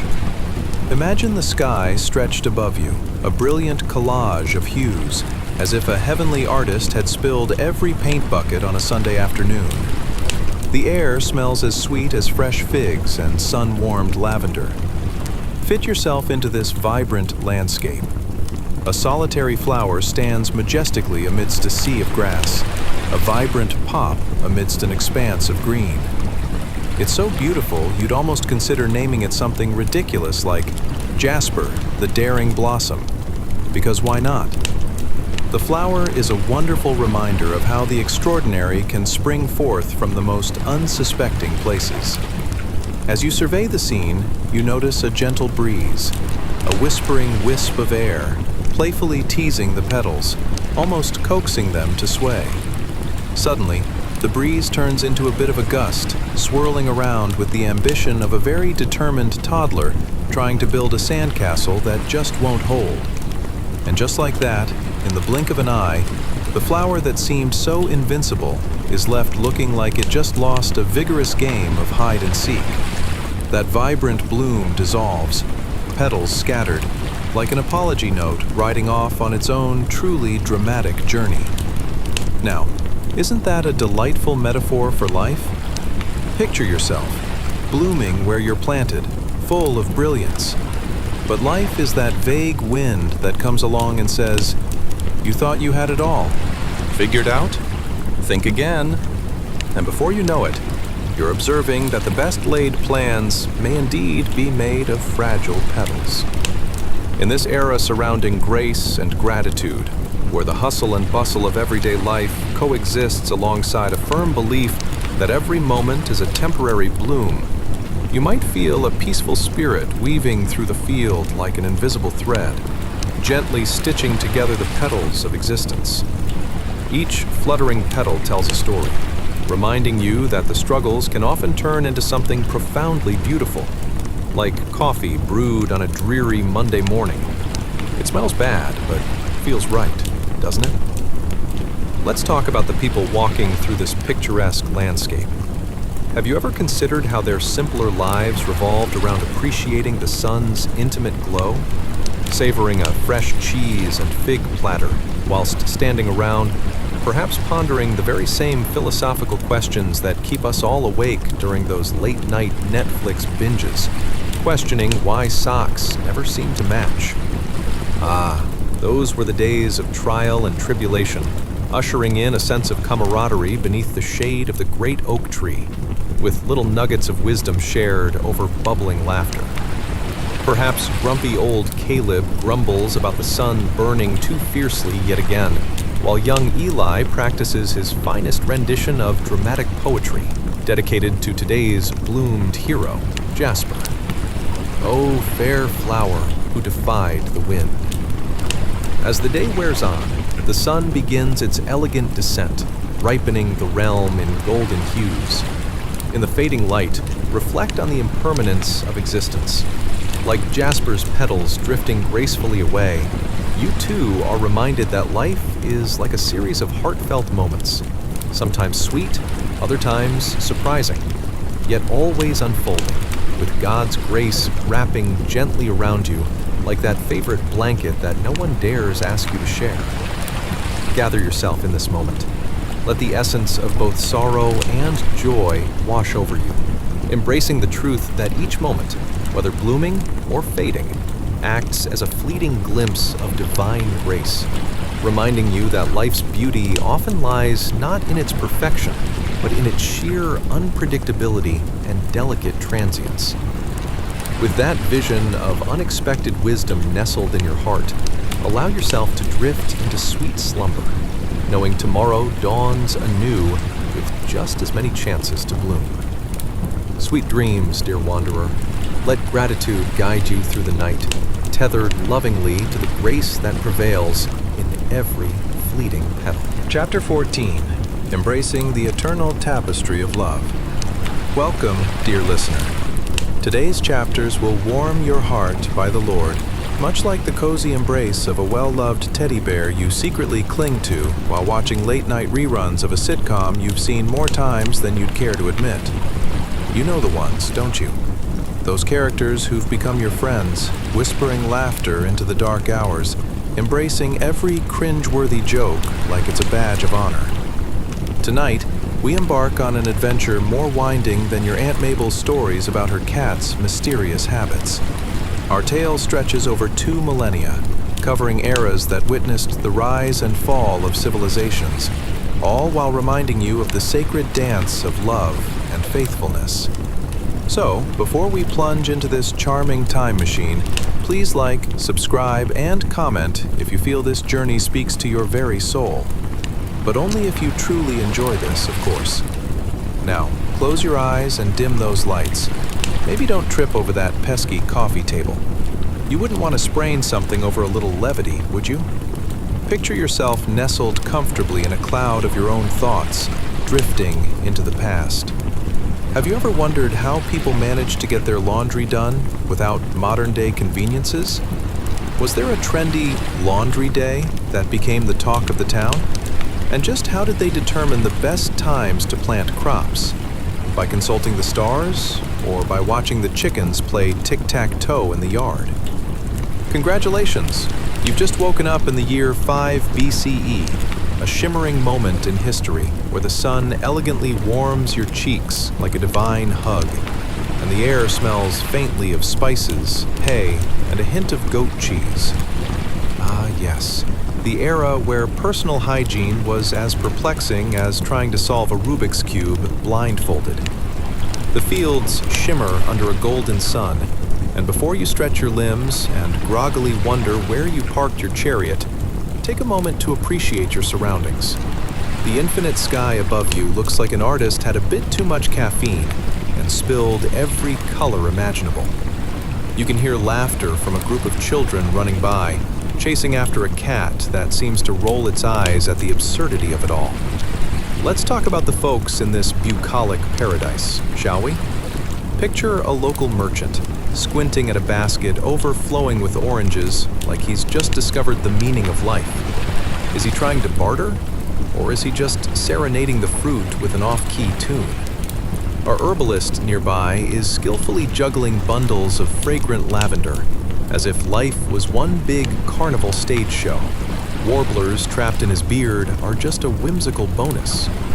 Now shift your gaze to a couple of farmers bickering over which one of them has the most superior crop of wheat. Imagine their argument escalating in a manner reminiscent of a sitcom couple's spat, with exaggerated gestures and ridiculous pouts. I swear my wheat bows lower when the wind blows, one declares, gleefully dodging a flailing straw hat and careening through the air in a moment of heated passion. Ah, the era of bewilderingly simple folks who made the mundane feel incredibly grand. But somewhere behind the chattering peddlers and smiling farmers lies a timeless truth. These individuals, inhabiting the space between the grand narratives of their kingdoms, are woven into a cosmic tapestry of love. As you traverse this vivid realm, allow these faithful individuals to remind you that life is a constant cycle of blooming and wilting. Yes, my dear listener, just as you would find yourself tangled in the cords of life, spooling around your limbs in a gentle yet firm grip, so do these moments entwine us with God's grace. Imagine the eternal timelines, held in an unbreakable loop, weaving through both the laughter of children and the whispered prayers clasped in the shadows of trees. Each moment, each breath shared, echoes an unyielding promise of love that transcends time itself. It's time for breakfast in this storied timeline, and oh, what a feast it is. The aroma wafts through the air like a playful breeze, freshly baked bread mingling with the sweet scent of figs. Imagine sharing this meal, filled with warmth as vibrant as the gentle laughter of your friends, diving deep into heartwarming conversations. As you sit and share these bountiful gifts, you come to understand a profound truth. Rest in God's grace is not about moments of inactivity. It's about embracing the whirlwind of life with open arms, heart wide open to gratitude, even during the chaos of juggling laundry and dimly lit bistro lights. So lean back, let the essence of laughter intertwine with serenity, and allow gratitude to wash over you like waves softly lapping at the shore. Hold tightly to the belief that, just like those farmers bickering about their crops, in the great cosmic scheme of things, we're all part of something larger than ourselves. In this divine tapestry, every thread tells a story of laughter and tears, of struggles and triumphs, of blooming majestically. Drift into this piece, allowing the convergence of timeless love to soften your heart and lull you into sweet, peaceful dreams. With God's grace encircling you tighter than the overstuffed teddy, remember that tomorrow brings another chance to bloom anew. Sweet dreams, dear wanderer. Let gratitude guide your slumber. as steadfast as those ancient timelines, weaving a symphony of faith and love. Chapter 15. A Noble Gathering Under the Open Sky. Welcome, dear listener. Today's chapters will warm your heart by the Lord, much like the comfort of a well-worn blanket that you refuse to throw out despite its distinctly vintage aroma. Yes, you know exactly which one I mean. Snuggling into it feels like an embrace from your long-lost childhood teddy bear, just with slightly more dust. Tonight, we embark on a comedic yet profoundly reflective journey into a world where folks held council under the stars, debating matters of virtue and, perhaps, what to do about the neighbor's goat that wouldn't stop munching on their prize cucumbers. Ever wonder how they resolved beef over crop disputes? Was it similar to today's passive-aggressive Facebook posts? "Oh, I'm so sorry if your goat is nibbling on my organic greens." Coincidence, right? Before we dive deep into this scroll of time, give us a like if you find yourself chuckling, subscribe if your heart feels lighter, and leave a comment if you feel this passes the divine giggle test, but only if you genuinely enjoy this journey, of course. Now, take a deep breath. Dim those brain lights, turn on a fan, and prepare to cozy up in your imaginary time machine. Picture yourself in a vibrant land where the sun is setting slower than your neighbor's dog chewing on its favorite shoe. How did these ancient folks manage motivation? What motivational TikTok dances were they grooving to? Perhaps the stick your hand in the air to invoke divine intervention? Ah, congratulations. You've just woken up in the year 100 BCE, a glorious moment where the sun is like an artist splashing vibrant oranges, purples, and yellows across the canvas of the sky. You can hear the gentle rustle of plants in the warming evening breeze, almost as if they're whispering wise secrets only the grass can understand. Now, let's pan over to a gathering filled with noble figures in flowing robes, looking as if they've just stepped out of a divine fashion show.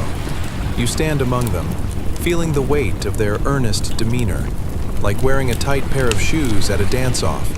You want to be graceful, but it's just not happening. With purposeful movements, one figure raises their hands to extol the magnificence of it all. A guy who'd make modern motivational speakers drop their apples, as if he's the ancient version of Tony Robbins, but with a better beard. "Can you believe the stars?" he exclaims. "How can you comprehend the divine majesty when I can barely comprehend the last time my linen tunic was cleaned?" In this congregation of earnest hearts, you can almost hear the internal thoughts swirling around like leaves in an autumn wind. Is it just me, or did I miss the memo on this not-so-casual event? One noble mutters, trying to discreetly adjust his robe as his mind wanders to the practicality of wrinkled fabric. He glances sideways at a proud farmer, visibly imposing with his cornstalk-like limbs, as if he's the official ambassador for grains, utterly serious about every kernel. As the passionate voice rises, you feel the air thicken with spirituality. "Oh, how great are the works of our Creator." Each phrase resonates like the peal of bells in a distant monastery, echoing, reverberating through the vast expanse of existence. From the humble blade of grass to the powerful mountains. You would nod if you weren't worried about the assumption you were meditating too deeply. Imagine standing there, meanwhile, feeling gratitude swaddle your heart like a favorite soft cashmere sweater. All that we are, seen or unseen, is kind of like a cosmic prank, you think. A divine cosmic prank played by an all-knowing friend, cherishing every moment that brings us to this ridiculous, noble gathering. As the speaker continues to weave praises of creation, each cosmic thread glowing brighter than the last, you picture a myriad of things you would be doing instead, like engaging in a very serious discussion about just how awful goat cheese really is, and why it seems to hover around like an uninvited guest at dinner parties, always watching, always judging. Is that really what you're eating?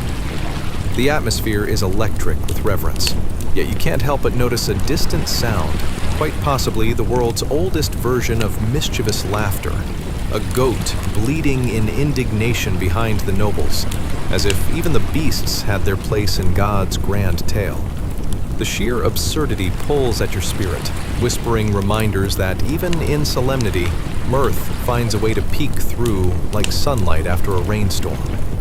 So, as you find yourself enveloped in this rich tapestry of imagery and divine adorations, remember, the light of gratitude shines the brightest in the glow of shared laughter, the interconnectedness of all living things, a reminder that sleep is not just a rest for the weary, but an embrace from the cosmos itself.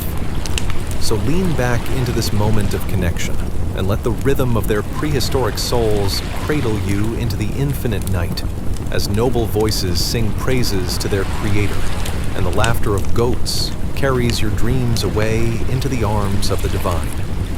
Tomorrow holds the promise of a new tale, one where every whisper of the night brings you sweet dreams wrapped in grace and gratitude. Good night, dear listener. May your sleep be filled with divine thoughts and cosmic chuckles. Chapter 16. The Cosmic Canvas Unfolds. Welcome, dear listener. Today's chapters will warm your heart by the Lord, much like a cozy fleece blanket that whispers tales of comfort and nostalgia. Tonight, we dive into an epic scene more dramatic than your past year's Netflix binge. Yes, an event where celestial bodies are flung into existence with all the elegance of a majestic ballerina. And somehow, it all ties back to your chaotic yet beautiful life today. Imagine this cosmic dance taking place amid chaos, much like a traffic jam on a holiday weekend when everyone else seems to have made clever detours you wish you had considered. Ever found yourself wondering how on earth your late uncle always knew to pack an umbrella but forgot his shoes? So many mysteries. Before we fold ourselves into this divine narrative, give us a like if this tickles your fancy, subscribe if you sense those heavenly vibes, and leave a comment only if this scintillating story passes the divine giggle test. Don't worry, we won't judge. Now take a moment to dim the lights, switch on a fan to cool that cosmic joy bubbling inside you, and nestle into your safe space. Ever wonder what it would feel like to be a celestial being in the middle of the creation of the universe, zooming between planets and contemplating the color palette of the cosmos? Is that glitter I'm seeing, or are we just imagining it? You'll ask yourself, touching the swirling void. Could the cosmos be hiding its own version of, I can't believe it's not butter? Ah, congratulations. You've just woken up in the divine ambiance of around 500 BCE, where it's so fresh, even sandalwood is taking notes on the perfect ambiance. You stand in a vast firmament, sparkly and saturated, almost as if God took the idea of a blank canvas, decided it looked far too boring, and created a nebula swirling with colors brighter than the braggart at the recent family reunion. Let's talk about gravity. What a whimsical concoction. It's like God's way of saying, we're in this together, and no one is getting launched into space just yet. The stars above blink with delight, as if engaging in friendly banter. What do you think, Orion? Should I wear the midnight blue tonight, or stick to my tried and true golden glow? It's quite the heavenly gossip chain happening above you. Meanwhile, as you float there amidst dazzling stars and asteroids deciding whether to be mysterious or ridiculously clumsy, a massive divine hand emerges. Feel its presence shaping the universe with such finesse. If this were a cooking show, we'd all be diving in for a taste test, wondering why we never tried to whip up galaxies ourselves. Just a pinch of humility, a dollop of grace, and boom, the Milky Way. Suddenly, it rolls out a massive wet canvas of Earth. It's like watching an artist unveil a hidden masterpiece, every stroke deliberate and full of intention. Perhaps this Earth looked a little less like a sandy beach vacation destination and more like your local farmer's market gone rogue. Lush and abundant, but without the droning conversation of the guy hawking his homemade kombucha. You can almost hear the ancient waters bubbling below, clamoring to look good for their upcoming debut. I hope my waves aren't too foamy for the new land. Imagine if my splash zone causes an awkward reveal, like the awkward moment when family gatherings feel more like a reality show reunion. Some people wet behind the ears, some just miserable. What were we even fighting about? The air caresses your face with rich fragrances of mingled sea salt and earthy loam, while the sounds of an early morning chorus fill the space, a cacophony of newly created chirps, barks, and rustles. It's as if the cosmic symphony is auditioning for its finest performance yet, a reminder that even chaos can be orchestrated into something transcendent. As the divine hand continues its majestic work, envision how galaxies are flung into formation, spinning and swirling like an enthusiastic, overzealous dance-off at a wedding, while sunbeams play peekaboo from behind distant stellar bodies. Earth starts taking shape, elegantly dressed in lush green and sparkling blue, the ultimate fashion statement for the divine designer. So here you are, drifting in and out of existence, sipping on this momentous creation brew as if it were a fine cappuccino on a chilly morning, rich, full of flavor, but destined to warm your very soul more than your taste buds. What a comfort it is to know that rest begins at this cosmic trampoline, pulling you straight into the arms of grace, ready for your own unwinding journey. And through it all, sprinkled within this vast expanse, is an overflowing well of gratitude. That gentle reminder that even in this cosmic theater, there's room for each one of us to rest, to ponder, and maybe even to giggle at the absurdity of our existence. For the universe is far more generous than those awkward Zoom parties on rainy days. As the night deepens and the stars twinkle with knowing smiles, let this cosmic tale cradle you into a slumber filled with wonder, safety, and the exhilarating joy that comes from resting in God's magnificent grace. Sleep well, dear listener. Tomorrow holds the promise of even grander stories wrapped in love and gratitude. Chapter 17. The Celestial Symphony begins. Welcome, dear listener. Today's chapters will warm your heart by the Lord, like a freshly baked loaf of bread. No gluten-free alternatives here. So settle down as we embark on an adventure that's as timeless as your cousin Ed's wedding videos, and slightly less awkward. Tonight, we journey through a creation story more marvelous than the best stories your grandma tells about the good old days when everything was made from scratch, even the kids. As we prepare to explore this cosmic masterpiece, take a moment to show us your support. Like, subscribe, and comment. But only if this story truly resonates with you, because we're all about honesty here. No false flattery, just genuine, heartwarming tales. Now, take a quiet moment. Dim those lights, put on a fan. If you have one, you can never trust the flannel sheets at this time of year, and snuggle into your favorite blanket. Have you ever pondered a time, before brands, ads, and that obscure grocery list that haunts you? Picture it. Would you have done well in a world where the closest thing to a spam email was a message in a clay pot? Dear sir, please pay your taxes in goat cheese, or I will unleash the hounds. Ah, the good old days indeed. Congratulations, you've just woken up in a moment more awe-inspiring than the debut of the newest smartphone. It's around 1000 BCE, and you stand in a vast expanse of pure, starlit wonder. The world around you is a canvas blanker than your Uncle Larry's face when trying to remember your name. Seriously, how does that guy forget? Let's take a moment and talk about celestial creation. Imagine being surrounded by a flurry of divine whispers. Imagine God saying, "Let there be light," and suddenly, bam! Out bursts the sun, bright, blazing, and demanding your sunglasses like a diva at a high-end fashion show. It lights the day with such flair, you can practically hear it say, "You can't handle this glow." And in contrast, as the sun emits its warm, golden rays, the night unravels its silky fabric, and a serene moon rises, calm, cool, and perhaps a tad cheeky. You can almost hear her asking, "Does this bright glow make me look big?" and the stars respond in unison. No, dear, it's all in the ambiance. Picture the stars, twinkling like distant fairy lights that contemplate if they still need to run their own Instagram accounts. Do you think the Earthlings even understand our cosmic selfies?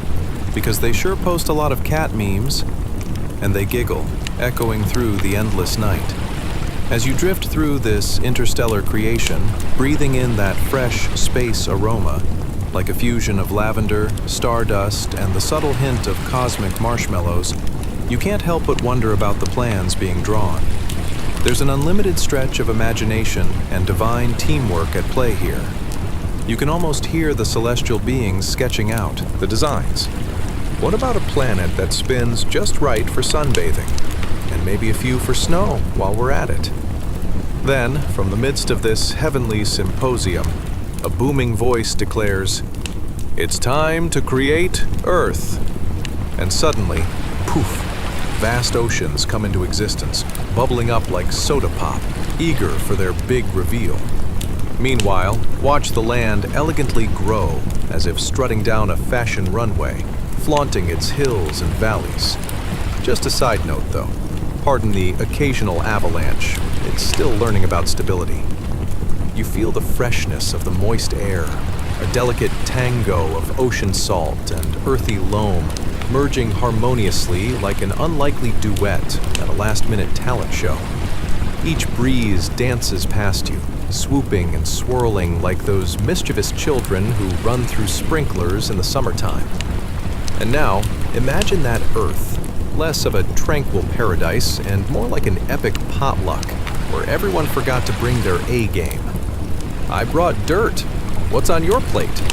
Oh, I just have this lovely combination of water and a dash of flora. It's a marvelous feast of creation, slightly uncoordinated, yet bursting with potential. As you dive deeper into this splendid spectacle, pools of water waltz into existence, creating waves that might as well be auditioning for a summer blockbuster as they crash and recede dramatically. Feel the thrill build inside you as the rush of tiny creatures begins to flit about, ready for their own touching stories of survival and quirkiness.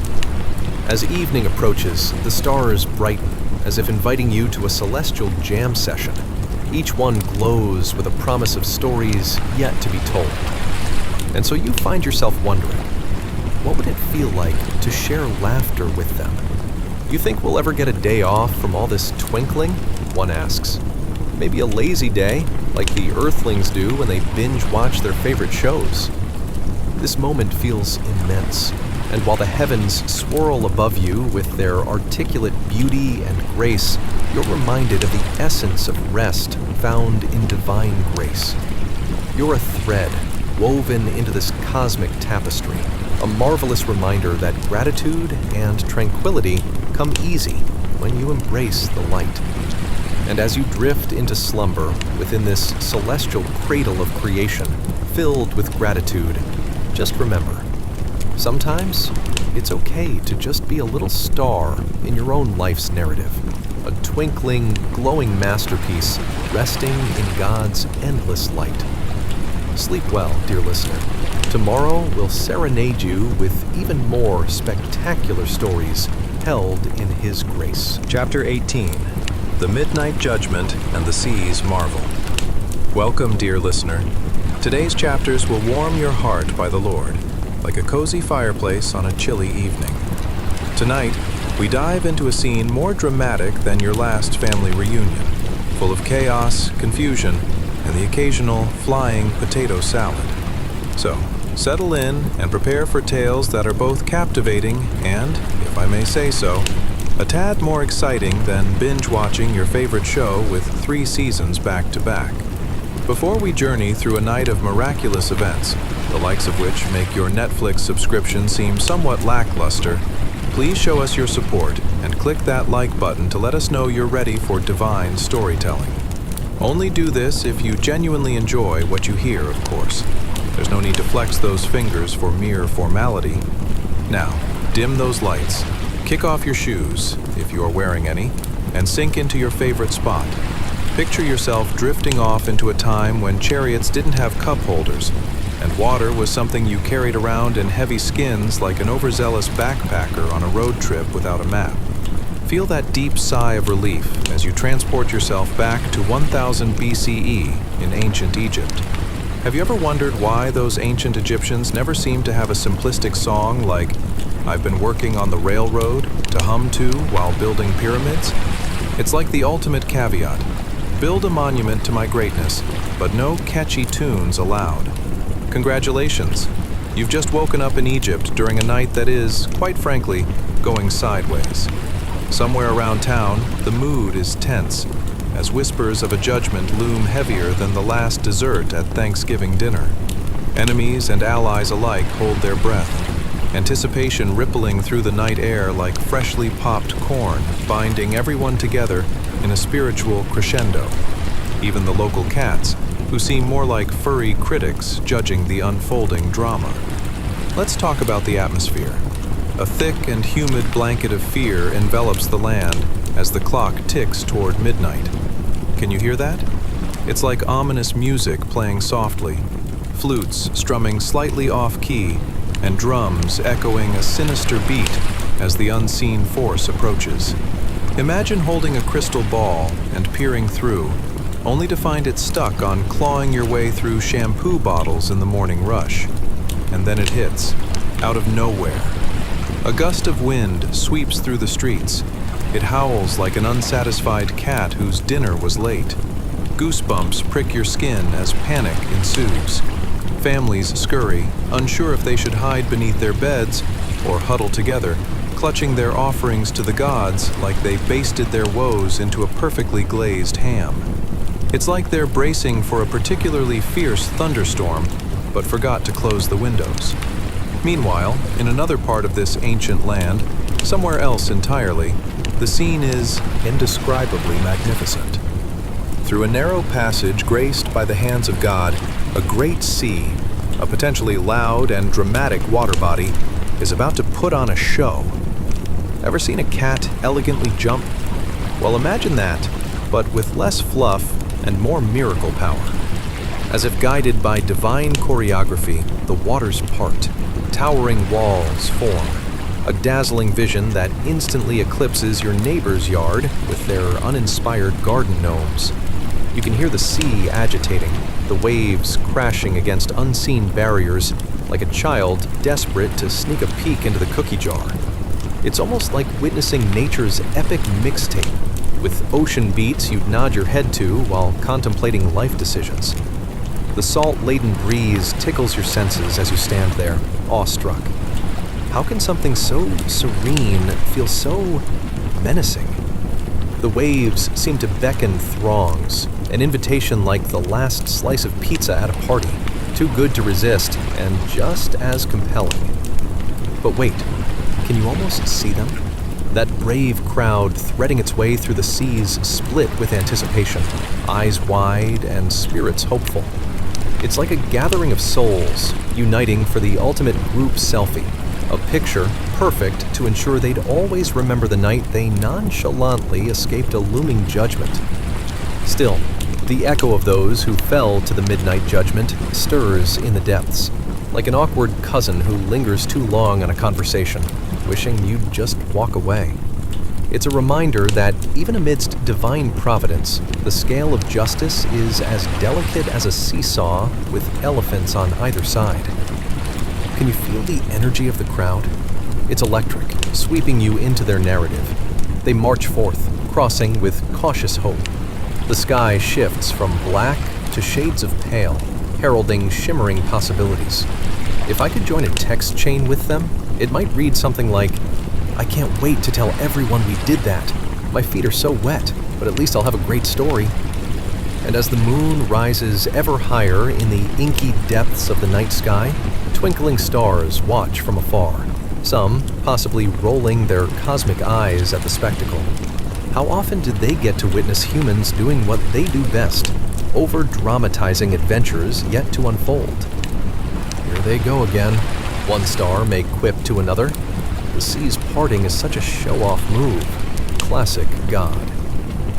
In the end, though, As the last of the crowds shuffle to safety, you're left pondering that this, both the chaos of judgment and the miracle of the sea, was all part of His grace.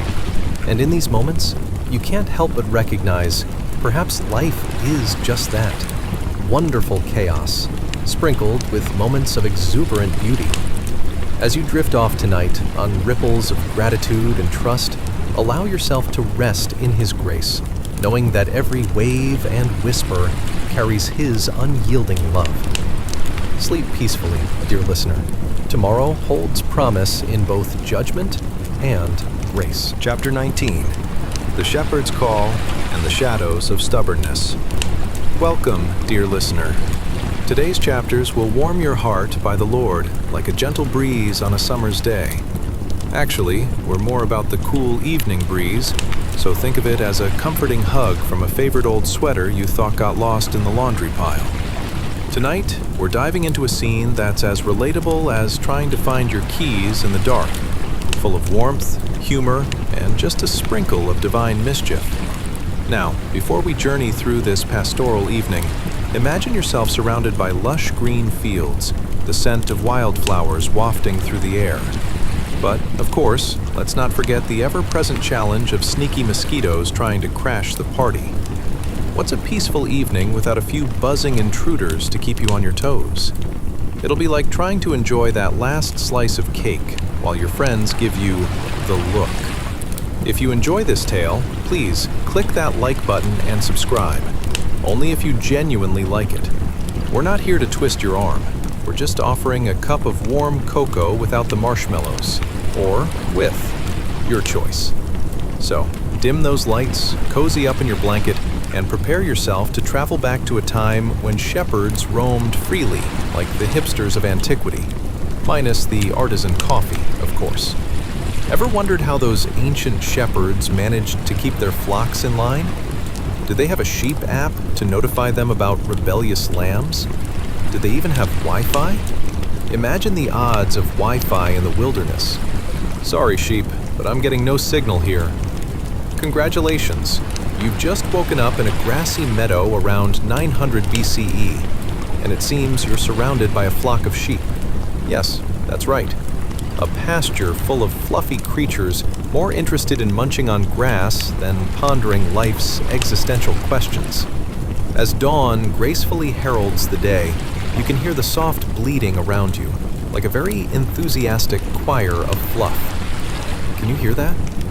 Yes, it's the sound of sheep gossiping about who is the dandiest of the flock, while refusing to listen to their shepherd, calling him sheep-splaining when he tries to offer guidance. Let's chat about our shepherd for a moment, shall we? Picture a man with the rugged charm that makes you think he probably makes a mean stew. He stands tall, gesturing wisely toward his flock, urging them to listen with soft hearts. His voice resonates like a soothing lullaby, calling the sheep to follow him to greener pastures. Not that they have the best listening skills. Look at this grass. It's like a 5-star buffet right here in the pasture. The shepherd, full of divine exasperation, akin to that of a parent trying to get kids to clean their rooms, tries to coax the flock. Come on, fluffy friends, the greener grass is just over the hill. Meanwhile, the stubborn ones nibble away at grass that resembles sad remnants of a salad you dropped on the floor last week. But wait, here comes trouble. An ominous shadow lurks in the background as stubbornness tiptoes about, trying to lure away the more adventurous sheep with tales of rebellion and freedom from pastoral care. It's like that friend who insists on going out for a late-night snack when everyone knows they should be in bed. Come on, it's just a little late-night grazing. What's the worst that could happen? So, as twilight settles over the enchanting scene, you witness a ballet of joy and chaos unfold. The shepherd calls again, this time with the force of a parent at 9 p.m. on a school night. I say, let's go to those lush fields. A few sheep perk up, ears flicking like they just got a notification of a sale at their favorite meadow. Yet, the others remain obstinate, like teenagers refusing to admit they need a shower. The wonder of it all rests in the balance, the fight between guidance and stubbornness. As one sheep stubbornly refuses to budge, it seems totally absorbed in its fascinating quest to discover the most unenticing patch of grass. It's like watching a cat try to conquer a piece of string. Why do I find this so captivating? Oh dear. Amidst the playful antics in the meadow, the shepherd's calm presence anchors the chaos. He knows, deep down, that patience is key. After all, even rebellious sheep will eventually tire of their own adventures. Want to be the cool sheep who gets to eat the juiciest grass? He playfully teases. In quieter tones, he reassures, "Rest in my grace, dear friends. There's enough for all within the bounds of the flock." As the stars twinkle and night begins to weave in, you sense that the sheer beauty of life unfolds when you embrace trust. Trust in the guidance of the mustached shepherd. Trust that sometimes letting go of stubbornness yields the sweetest rewards. And so, like a gentle current in a peaceful river, you allow yourself to drift into dreams, knowing that falling into his grace is the ultimate cosmic invitation to rest. Feel the warmth of gratitude wash over you as you settle into the depths of your warmth, a reminder that in every moment of laughter, and even in the hush of conflict, there lies a deeper meaning. After all, sleep tight, dear listener. Tomorrow, whether it comes with the bleat of a sheep or the clinking of a cup, will surely whisper new promises of grace. Chapter 20. The Joyous Procession of David. Welcome, dear listener. Today's chapters will warm your heart by the Lord like a warm piece of bread fresh from the oven. Crusty, but in that comforting way that makes you think, yes, this is just what I need after a long day. Tonight we're diving into a scene that is more raucous than a church potluck gone awry, filled with joy, laughter, and just a sprinkle of divine silliness. Before we get started, picture this. You're at a festive gathering, surrounded by family, friends, and an abundance of food, where someone inevitably brings that one dish that no one can figure out what it is, but everyone pretends to enjoy. Seriously, why is there always a gelatin salad with marshmallows? But tonight, let's focus on something sweeter than that mysterious dish, a slice of history ripe with celebration. If this resonates with you, do us a favor and gently tap that like button, subscribe, and maybe leave a comment about your crowning moment at the last family reunion. But only if you truly liked it. No pressure here. We're just hoping to spread a little joy without the awkwardness of delivering a 2-minute speech on why fruitcake is a misunderstood dessert.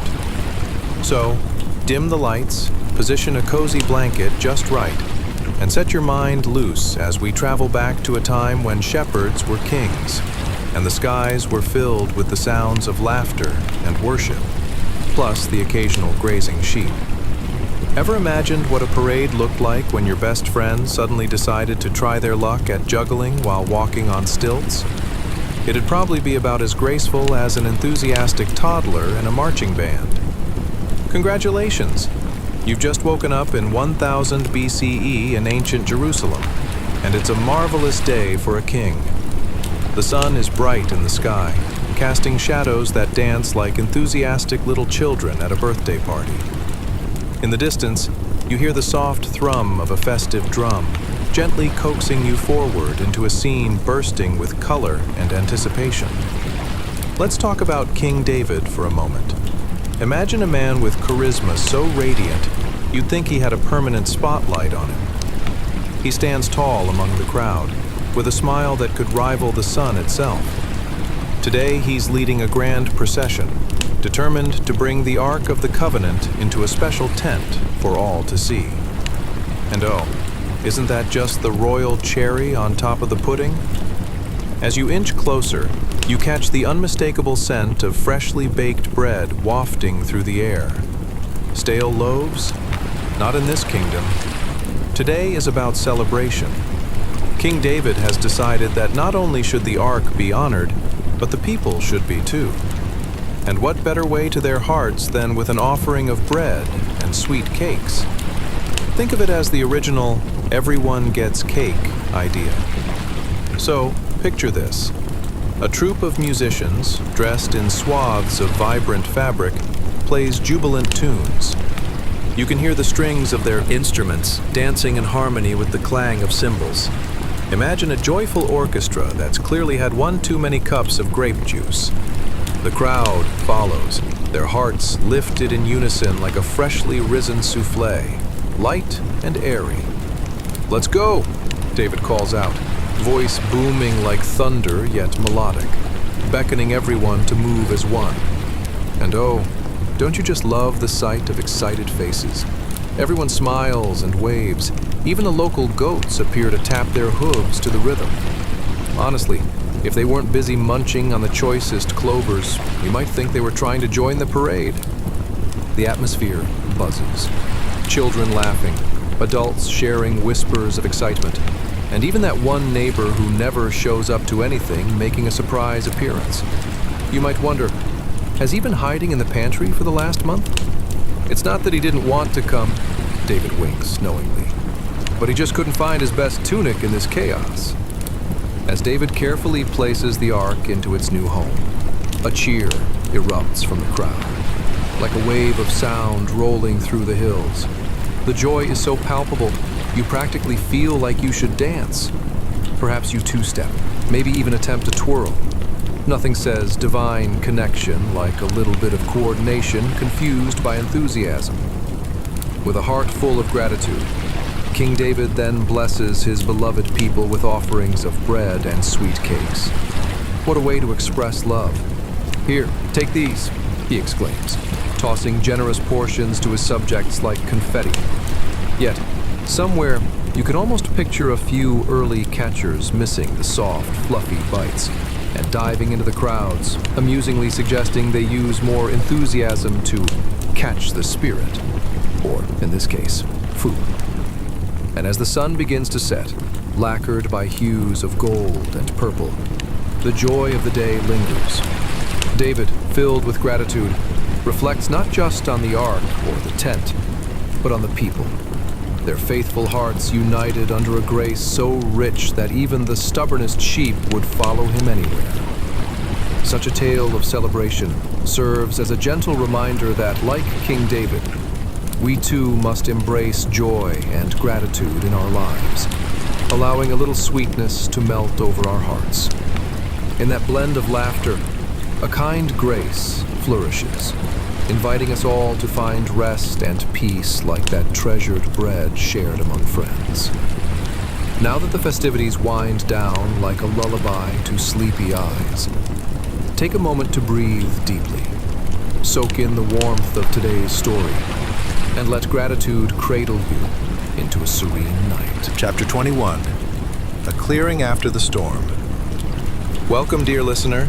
Today's chapters will warm your heart by the Lord like a cozy blanket fresh from the dryer, soft, comforting, and just perfect for those moments when the world feels a tad too chaotic, like a chicken in a corn maze. Tonight, we explore a tale that's lighter than a feather, but packs a punch like your overly enthusiastic aunt who thinks she can dance. Before we dive into our story, can we just take a moment to appreciate the wonderful absurdities life brings? Have you ever noticed how socks always seem to disappear?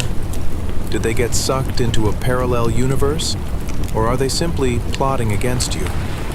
And what about those thrilling moments of waking up to a view that resembles a scene from a particularly artistic storm?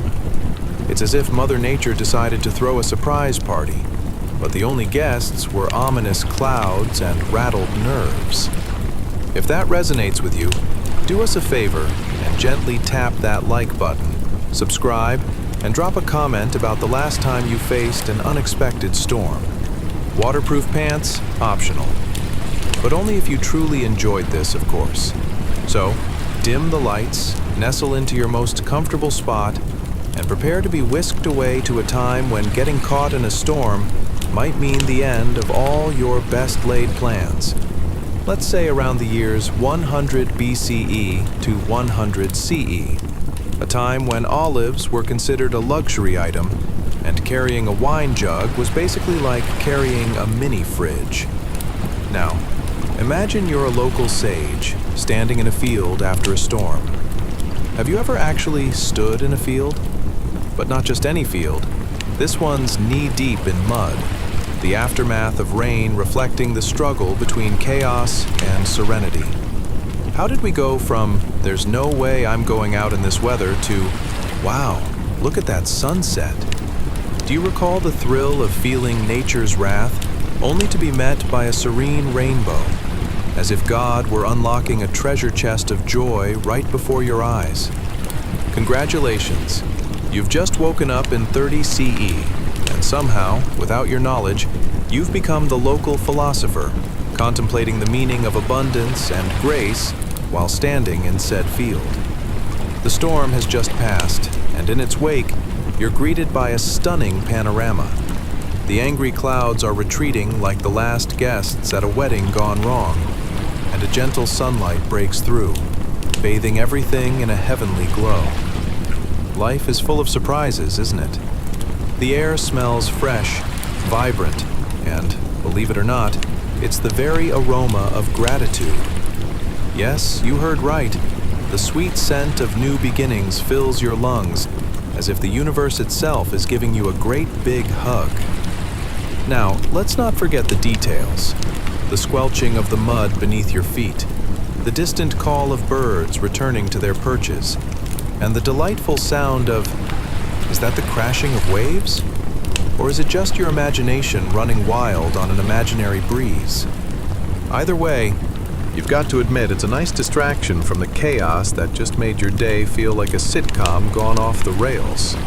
Thank you, Lord, you proclaim into the air, barely able to contain the joy bubbling within you like an over-carbonated jug of fermented grape juice.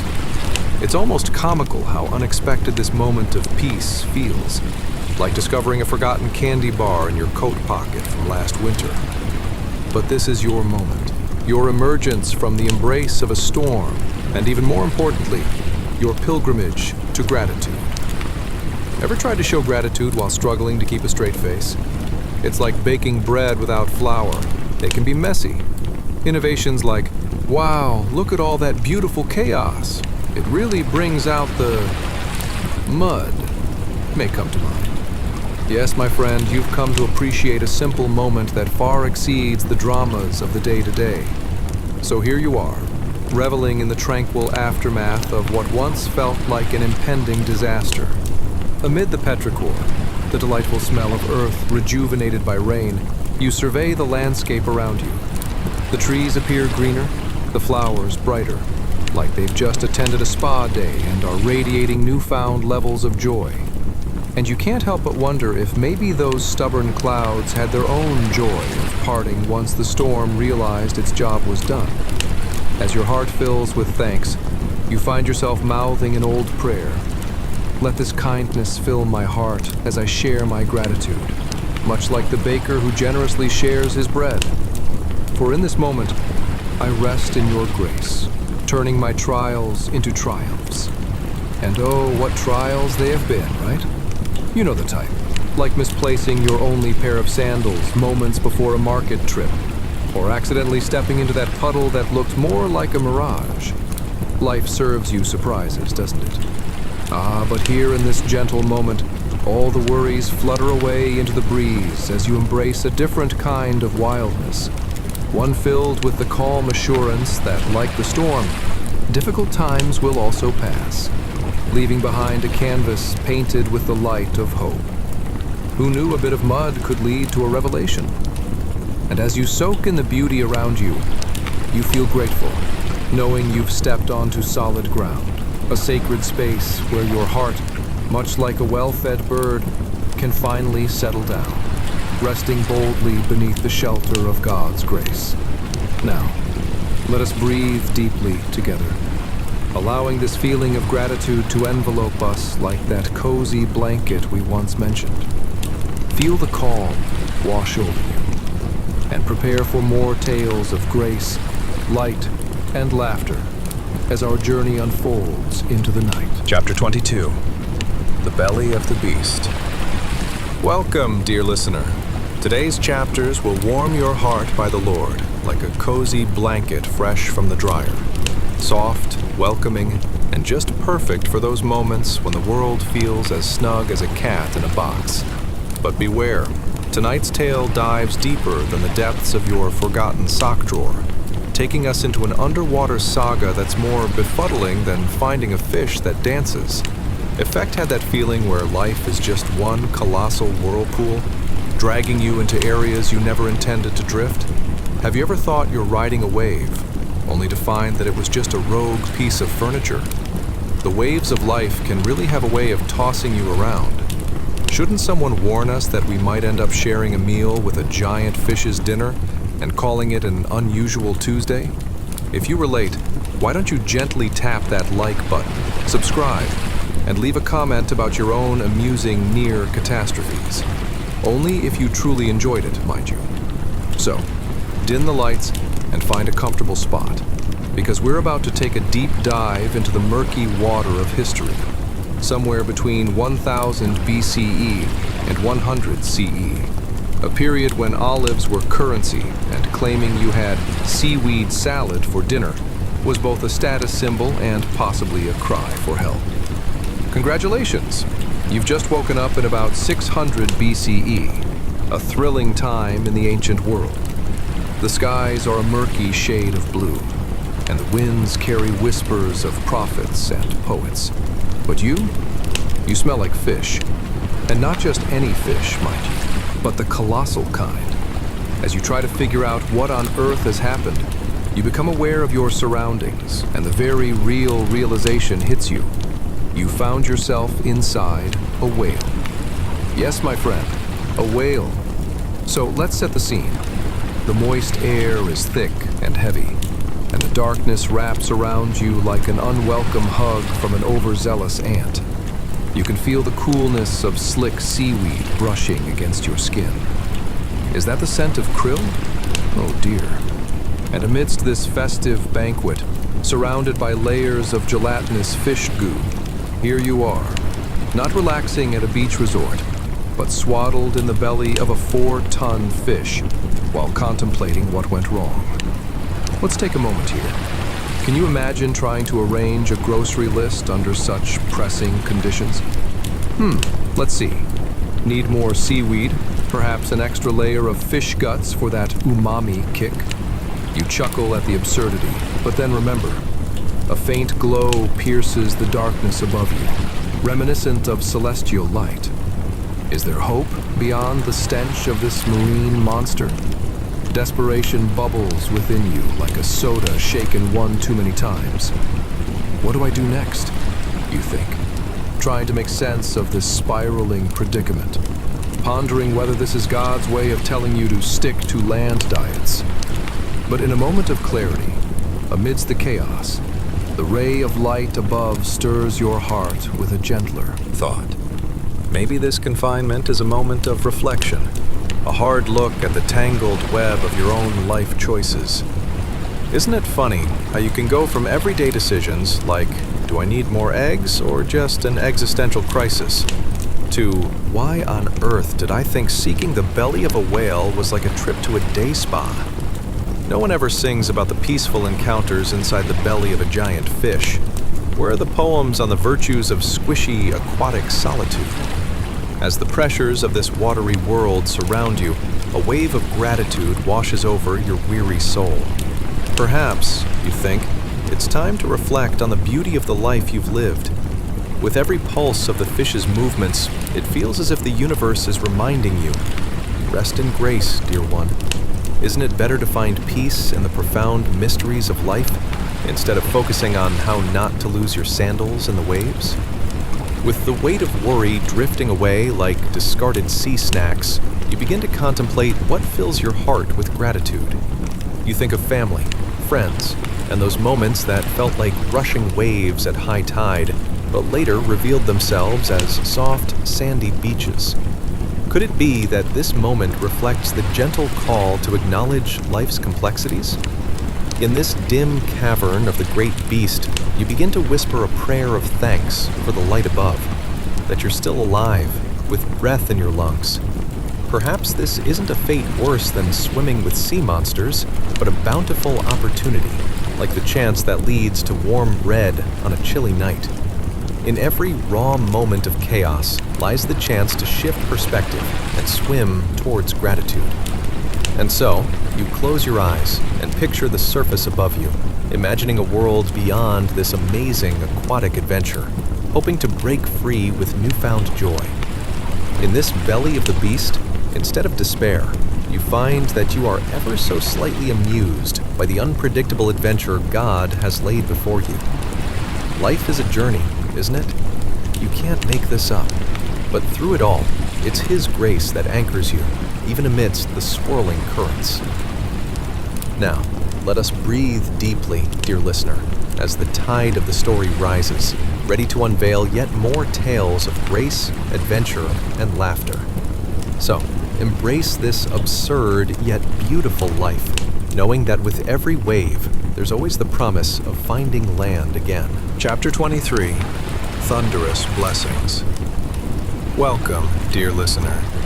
Today's chapters will warm your heart by the Lord like a freshly baked loaf of bread just out of the oven, soft, inviting, and maybe with a little bit of butter dripping down the sides. But tonight, hold on to your pillows, because we're diving headfirst into a storm that is louder than your neighbor's vintage record player at 3 a.m. Picture this: a deity larger than life striding across the earth during a tempest so wild that even the fish in the sea are reconsidering their life choices. Now, I invite you to press that like button if you're already sensing the chaos brewing. And be sure to subscribe and comment on your favorite stormy tales, because, let's face it, we've all had our days when the clouds seem to have it out for us. So, dim those lights, wrap yourself in your coziest blanket, and prepare to be whisked away to a world where thunder doesn't just roll, it dances. Have you ever had one of those days when everything seems to go wrong? You wake up, trip over your own feet, spill coffee on the good shirt, and wonder if the weather just might reflect your emotions. Maybe you're pondering if Mother Nature has taken a personal vendetta against your aura of calm. Or do you think it's possible the Almighty has sent a bolt of lightning aimed specifically at your mood? Let's face it, life can be one big, chaotic storm, where the only umbrella you own is the one you forgot to take out of your car until it's too late. Congratulations! You've just woken up in an era slackening under the gales of transformation and trial, perhaps somewhere between 1000 BCE and 100 CE. It's a thrilling, tumultuous time.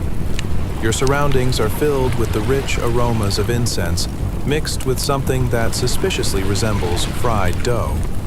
As you step outside, you're greeted by a sky that looks like it's auditioning for a role in a disaster film. Large clouds swirl menacingly, and the crackling in the air feels like the electric fuzz before your phone starts malfunctioning.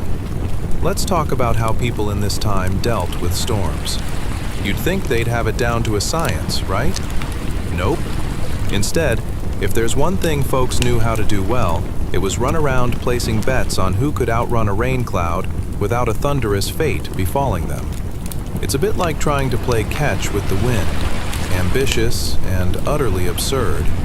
Do you think they had elaborate conversations about the merits of good rain gear? Maybe somebody was the proud owner of a stylish, mud-proof toga. As you wander through the commotion, you can hear the shouts of merchants trying to sell you everything from burnt bread to reliable divination services. If you didn't just flail at the concept of predicting the weather, why not one-up the purchases with a new set of storm bells? Perfect for alerting neighbors that, yes, it is, in fact, very windy outside. You can't make this stuff up, truly, a more colorful experience than a toddler's crayon drawing. Amidst the ruckus, there's a flash, and suddenly, the world around you transforms. You feel it. A divine presence approaches, weaving its way through the tempest like a masterful dancer swirling across the stage. It's as if the wind itself is holding its breath in awe, curving around the figure striding toward you. A deity, with eyes that could pierce through the heaviest of storms, begins to whisper promises of salvation. Picture this. Your troubles are tumbling around like wayward socks in a dryer. But here comes this magnificent being focused on a chosen community, a people struggling under the weight of their fears and fatigue. They are oppressed and tired, just like you after a long day filled with unexpected hurdles. The thunder rumbles again, this time harmonizing with the melody of hope being ushered in. Each clap is like a faithful reminder. Fear not, for I am here. Much more uplifting than that awkward silence after you accidentally sent a text to the wrong group chat. With each stride, the deity lifts the burdens of the weary as easily as a feather floating on the wind. You think, wow, wouldn't it be nice if someone could just sweep away my Monday blues this effortlessly? The sky now pulsates with energy, and the rain begins to fall, not in despair, but in a refreshing downpour, washing away the gunk of everyday drudgery. It's the kind of rain that makes you want to dance, like when your favorite song comes on right as you're about to fall asleep, and you find a delightful balance between wanting to turn it up and not waking the dog. And just like that, the storm begins to relent. The heavy clouds start to thin out, revealing glimpses of glorious sunlight breaking through, like a cosmic "I told you so." In moments like these, you realize that sometimes walking through the storm leads you to the sweetest revelations. Isn't it funny how the things we dread often show us something we didn't know we needed? Like finding an unmatched sock that actually pairs with itself. So let this story remind you, as the winds whisper sweet nothings of grace, that resting in His embrace is as refreshing as a gentle breeze after a heavy shower. Find your gratitude amidst the rumbling chaos of life, embracing each moment, the good, the bad, and the downright ridiculous, as part of the grand design. Lean into that divine presence which guides you home, much like a compass pointing north, whether life's storms are brewing or it's as clear as the mountain spring. Now take a deep breath, dear listener. The journey isn't over, and there's more to unfold. Hold on to your dreams, for the next adventure awaits. Chapter 24, The Gentle Rebuke. Welcome, dear listener. Today's chapters will warm your heart by the Lord, as if you were wrapped snugly in a blanket made of divine love, perhaps with a side of heavenly biscuits, because who doesn't appreciate those? Now, let's face the music. You might think your day has been a gastronomic disaster compared to what people dealt with between 1000 BCE and 100 CE. More like, what's the objective here? An endless cycle of intrigue or a guessing game to figure out which toga to wear? Spoiler alert, it's both. But for real, imagine those times with no Wi-Fi and no Netflix to binge watch until you can hardly keep your eyes open. Ever tried to explain to a sheep that you'd rather not communicate through bleats and headbutts? Or what about when you showed up at a potluck and forgot both the dish and the mug? Pure pandemonium. Hold on to those thoughts, my friend, as we travel back to a time when slapping someone with a fish was seen as an act of deep friendship. Okay, maybe not. Or maybe yes. So, dim those lights, nestle deeper into your fuzzy friend of a blanket, and let every fiber relax as you drift off. Now, let's imagine what life was like in ancient lands, surrounded by political mayhem and the scent of fresh falafel floating through the marketplace. Picture this. Does the thought of trying to balance a basket of fruit while avoiding a stampede of wayward goats speak to the chaos of your daily errands? And what about trying to hear the latest gossip over the roar of your neighbor's rooster, who apparently thinks he is the king of the block? Congratulations. You've just woken up in an era steeped in the tumultuous dance of civilizations, between those celestial epochs of 1000 BCE and 100 CE, where this adventure is unfolding. As you emerge from slumber, the sounds of lively chatter and bustling activity greet you. The marketplace is a cacophony of voices, spices, and the occasional wandering lad promising to tell you the future if you trade him your favorite sandal. How kind of him. And there, through the throng, you spot two friends, Amram and Eliab. One is sweetly scolding the other. Amram crosses his arms, a bemused expression plastered on his face, as if he were hosting a live comedy show. "Eliab, my dear," he begins, his voice dripping with playful rebuke. "If you continue to ignore the dark clouds gathering over the desert, I fear you'll end up paddling your chariot through a sandstorm with no prayer to the Almighty in your pocket." Picture Eliab, with a smirk, scratching his head. "Oh, Amram, you know me. I like to live dangerously. If I'm not almost swept away by the weather, is it really worth getting out of bed?" Now, who can relate to that kind of carefree nonsense? A little reckless abandon never hurt anyone, right? Amram purses his lips, mightily trying to suppress laughter. "True, life is short, my friend. But so are your chances of not turning into a very confused sand sculpture."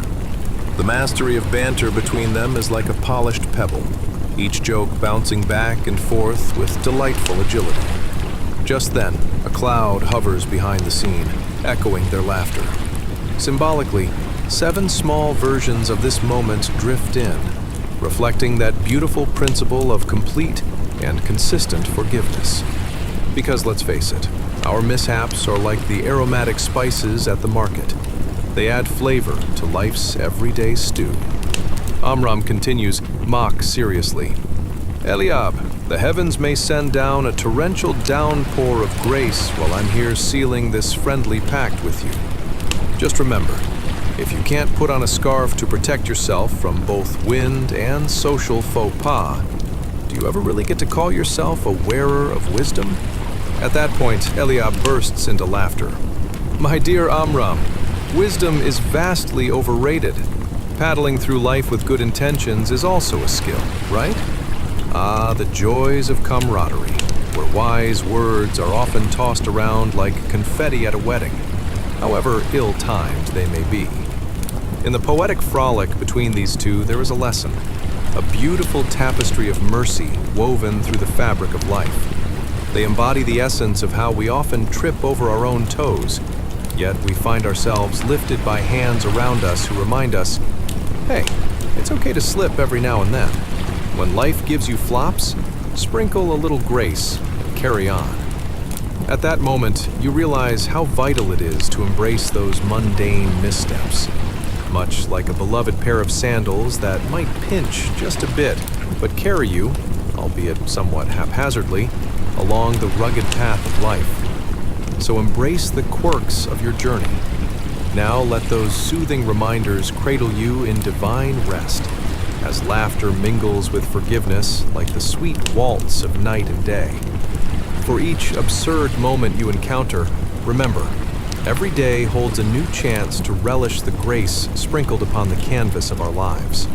Let that guide you through dreams and back to the dawn, warmed by a faith that embraces the fun, the ridiculous, and the gently rebuked.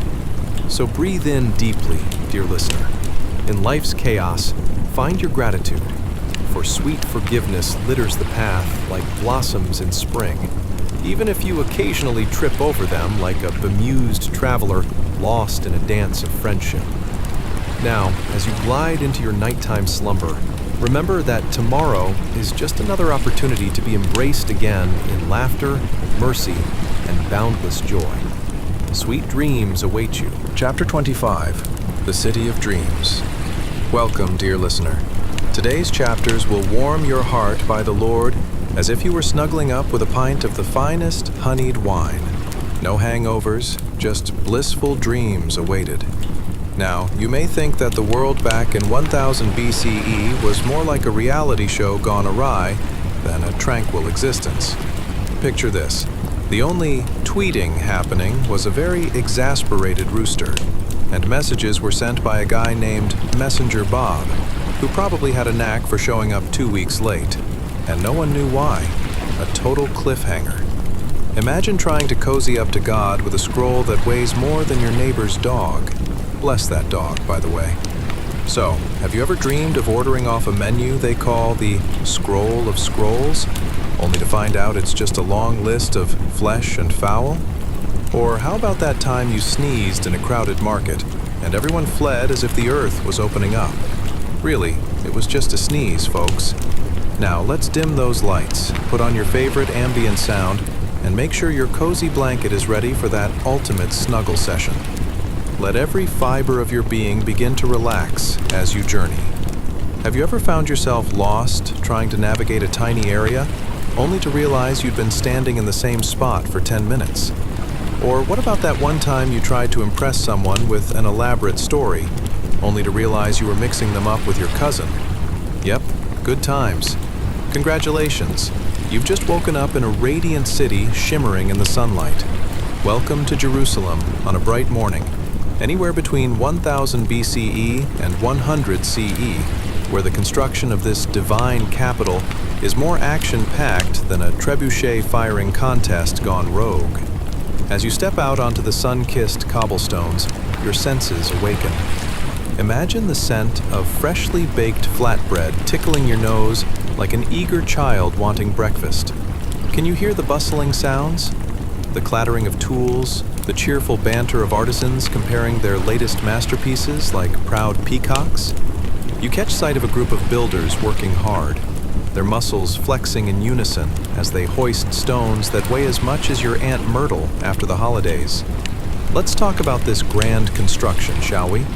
The project is more ambitious than that time a carpenter decided he could totally build a shark tank in his basement. It's a city framed by ancient walls, inviting and robust, with a grand temple at its heart. Does it look splendid already? The shimmering white stones. It's like they're glowing, competing with the sunlight's rays. You can almost hear the stones whispering, "We've been selected as the stars of the day." But wait, above this wondrous city, there's an omniscient eye peering down. Imagine the Lord's gaze, focused as a cat on a particularly mischievous mouse. The eye counts each star with precision, as if they were on some cosmic inventory list. And let's be real, imagine the number of sticky notes this celestial accountant goes through. Not just stars, though. It keeps track of the broken hearts below, like an eternally sympathetic therapist who never quite runs out of tissues. Down on the ground, you spot Yonatan, a frazzled father of 3, who's concluded that keeping track of their load of laundry is harder than herding wild goats. Today, in the midst of city life, he's grappling with a dilemma that anyone with toddlers can relate to. With arms outstretched, wider than the desert horizon, he exclaims, "May the Almighty help me stay sane today, lest I turn into a pile of dust at the feet of my children."